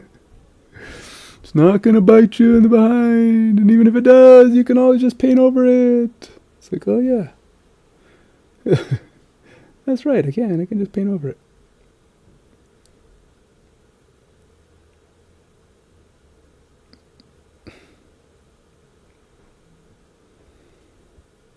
Now, will I? Will I want to do that? Or will I just say, well, my first attempt at NMM went okay. Did it go great? Yeah, well, you know.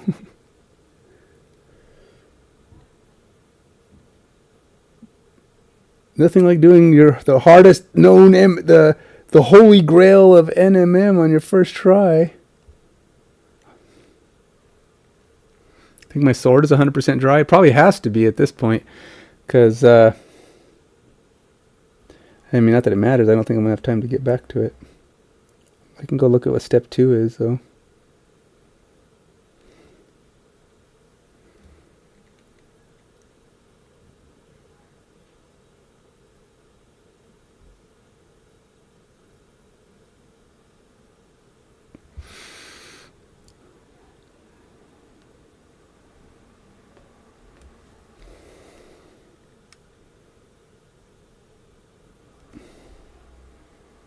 So the belt has not been painted yet. I mean, I put a little bit of black on the center of it, but I knew that I had more to do, so I didn't really go too deep into the belt. So I'm not really worried about getting red on the belt area. because, well, let's not.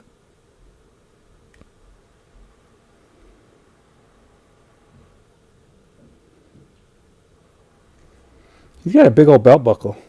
That's a thing for Santa, huh? Because it's funny. It was even mentioned on the Santa Clauses. I've been watching that show with my wife. Doing the Christmas thing, you gotta watch your Christmas shows. If you don't watch your Christmas shows, you're not fully committed to Christmas. Unless you're making cookies. If you're making Christmas cookies, then I give you a pass on the Christmas shows. But really what you should do is have Christmas shows on while you're making cookies. Then you're really committed to Christmas then. You are right on task.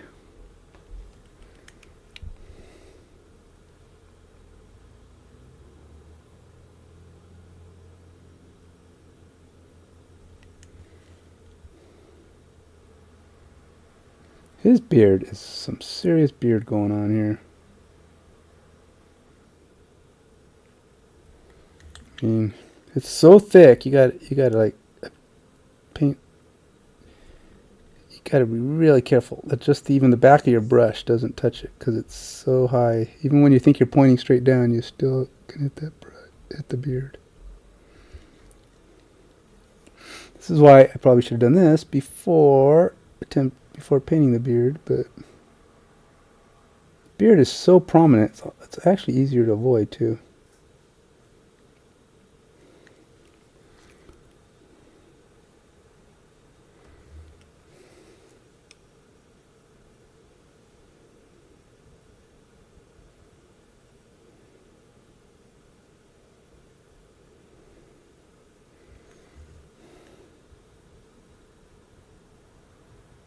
I think essentially the point of doing so many layers of red is you want it to be as red can be. You're trying to get it so red that kind of gives you that start to the whole shiny metallic look, right? It's almost like there's nothing.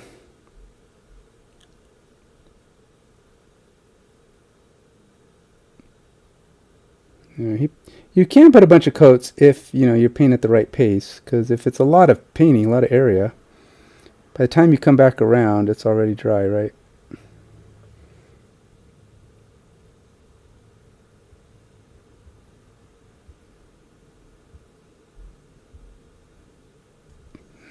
In theory, slowly but surely, Santa will have a very, very, very, very red armor.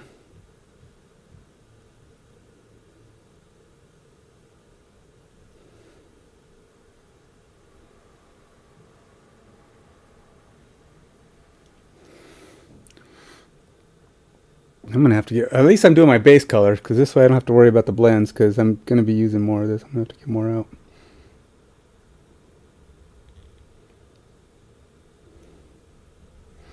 Oops, I think I totally missed the bottom half of this belt.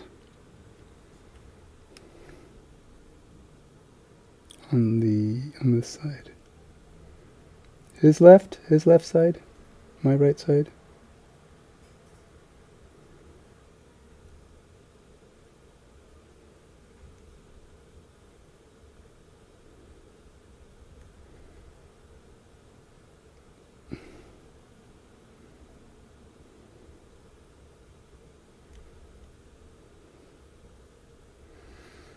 Well, this is me graduating, I hope,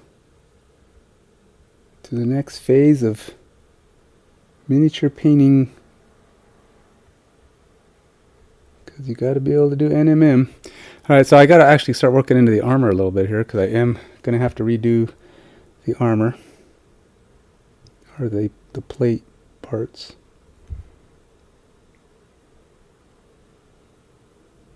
Now that said,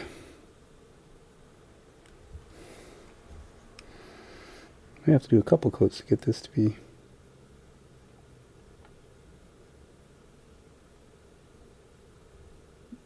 I'm going to have to do the whole white part again.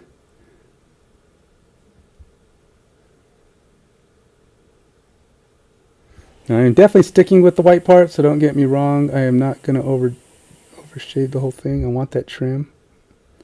My silver, my metallic silver light, which is kind of a pink, metallic pink almost. I basically combined light silver with chrome or plate mail. And that one's just going to be metallic, I don't care. I'm not going to try to make that MMM.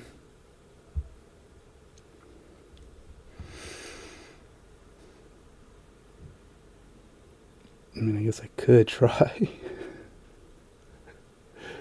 I don't know if I have time for all this though. This is not a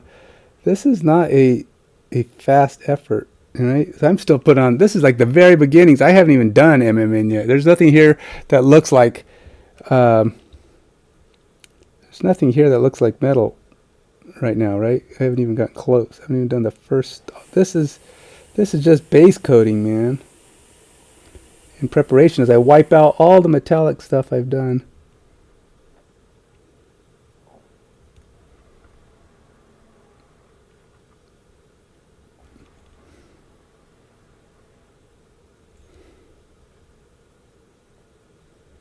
In favor of trying this thing for the first time. This craziness, man. Why will I torture myself doing this? I don't know. I hope it looks cool. I really think NMM has the potential to be so much better. I mean, every time I've seen MMM, I'm like, that is better. You know, there's like no doubt in my mind that NMM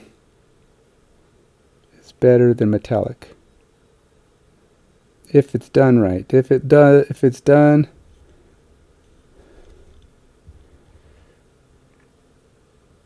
you know.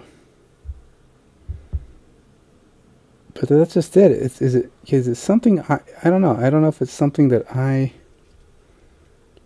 if it's in my repertoire, you know, I just think it's a skill that, you know, an artist can do. I am not an artist. Don't get me wrong. I mean, I do this stuff for fun. And I love to see what artists can do, but I'm not an artist.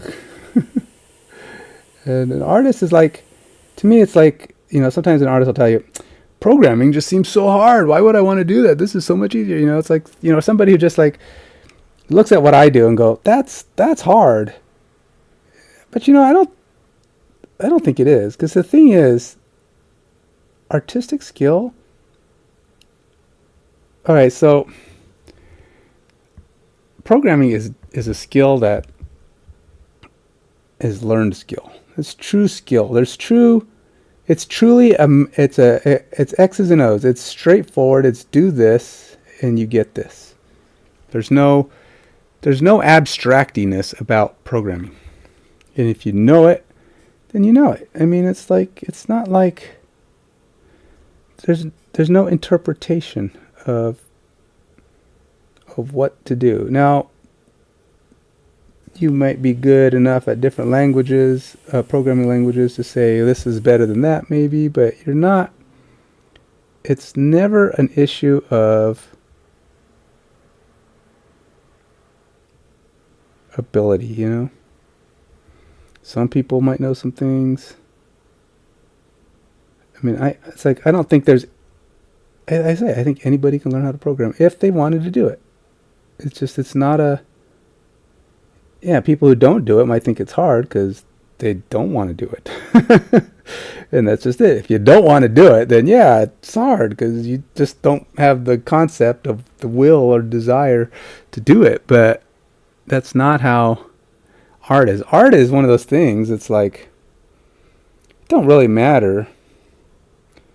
You can learn how to move a brush, but if you can't see or conceive or bring it to reality because you simply just don't have that in your head, your brain doesn't conceive how to do something, then I don't care who you are, you can't do it. It's not doable. You have to be able to see the art, the shape, the blends, the variations of colors, and I can look at good art and go, wow, that is beautiful. And in my head, I can even see it, but it's like, I look at, I want this color, and that's like, I can't visualize how to make it do that. And that's just it. That's like I'm thinking MMM is going to be cool, but can I do it? Is it simply a matter of doing? I don't think so.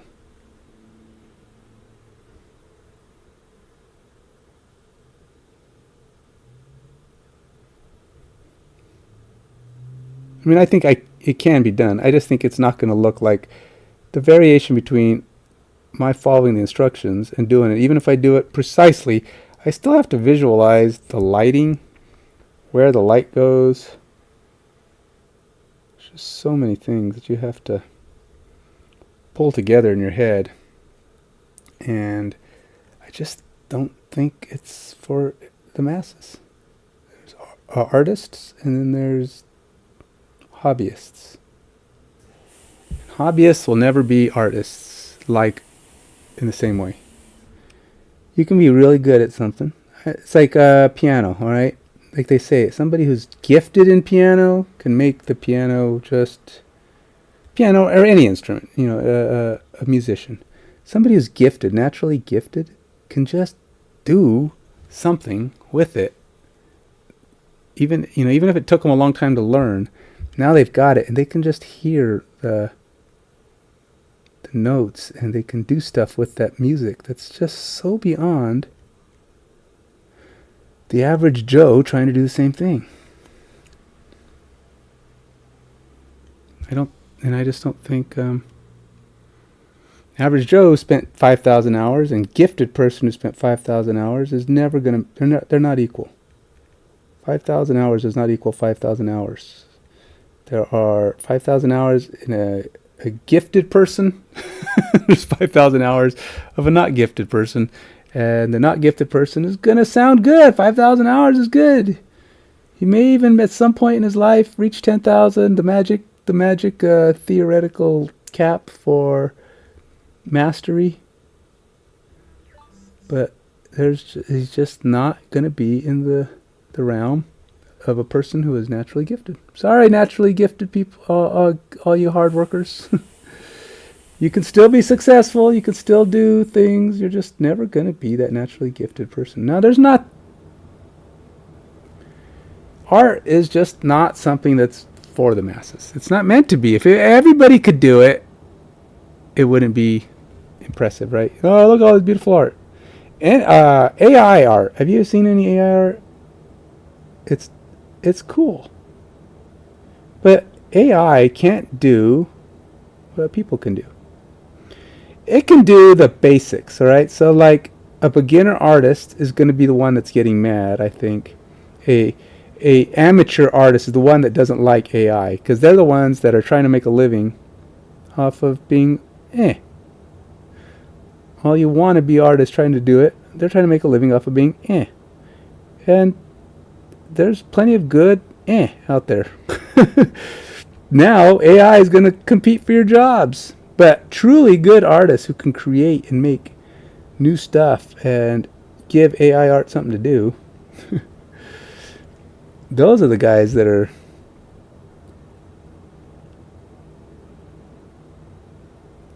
who are amazing. I don't think we're ever going to replace the Rembrandts and the truly talented artists in the world.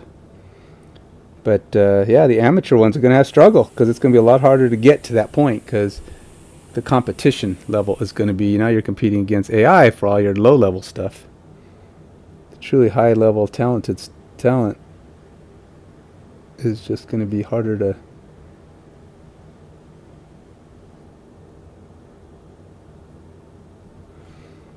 reach. You're going to be fighting with computers who are just going to go, I can do beginner stuff. You're just a wannabe like me. Compete against those computers that are just wannabes.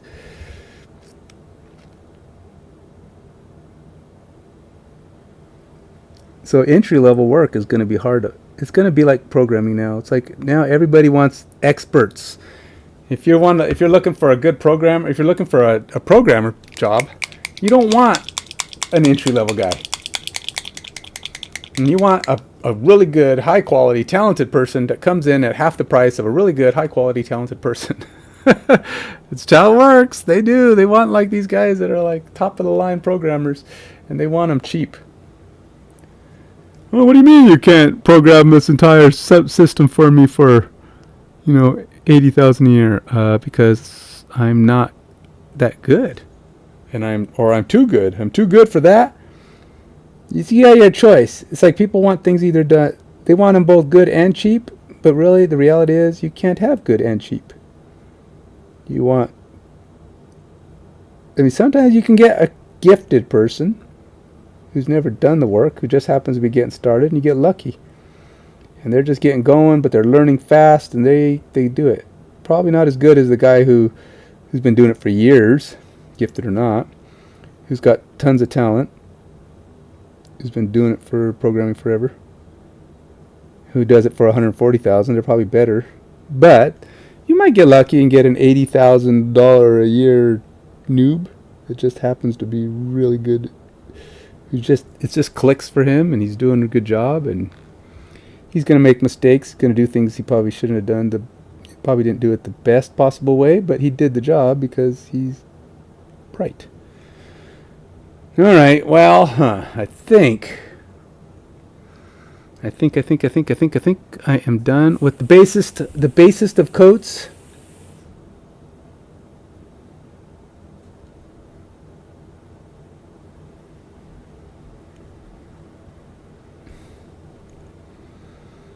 I totally missed this area. That's why I keep painting it in the same spot, because I totally missed it when I did it the first time.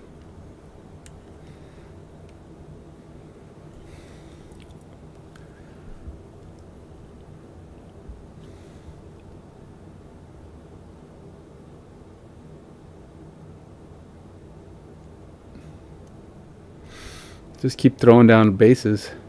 I don't know how many coats have I put on. Probably at least the prerequisite 4. Okay, said he put 4 down. He said, do 2 or 3 coats, and he says, I won't make you watch while I do 4 coats. It's like, okay. How many coats have I done? I've probably done at least 3 here. Not to mention the coats I had on there before, and it took a while for me to get him to the red I wanted. I think at least 2 or 3 coats.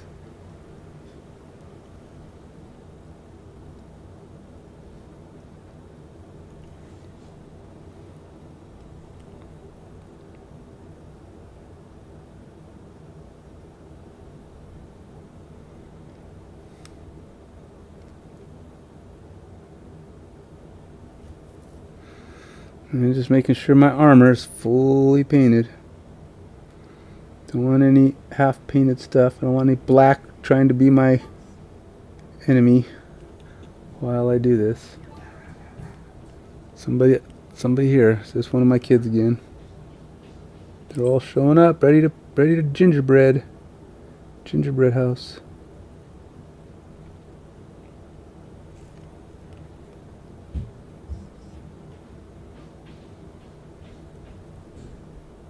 I should probably go. No, I guess I was going to say I should probably go eat before we leave. That'd be silly. Because we're going to go eat. That's the whole thing about our thing tonight. We're going to go eat.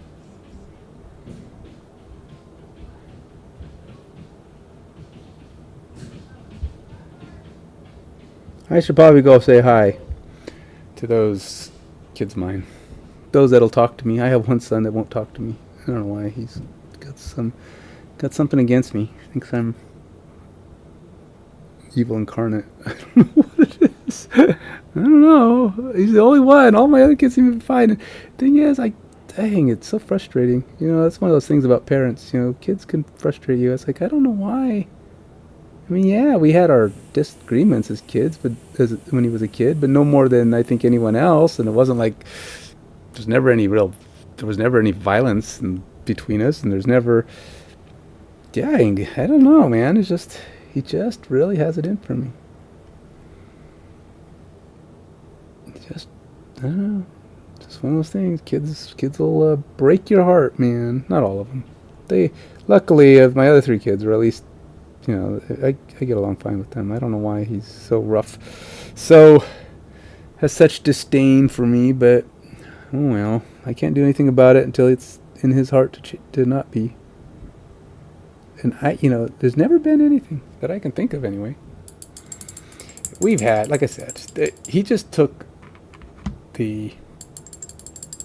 our disagreements a lot more personally, I guess.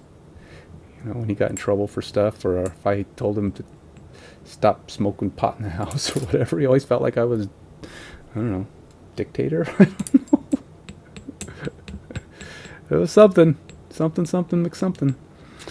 Oh well, just life. One of these days, hopefully, he'll be willing to move forward again. Because I really, he and I have the most in common. I feel like we have so much going between us, but it's just not his thing.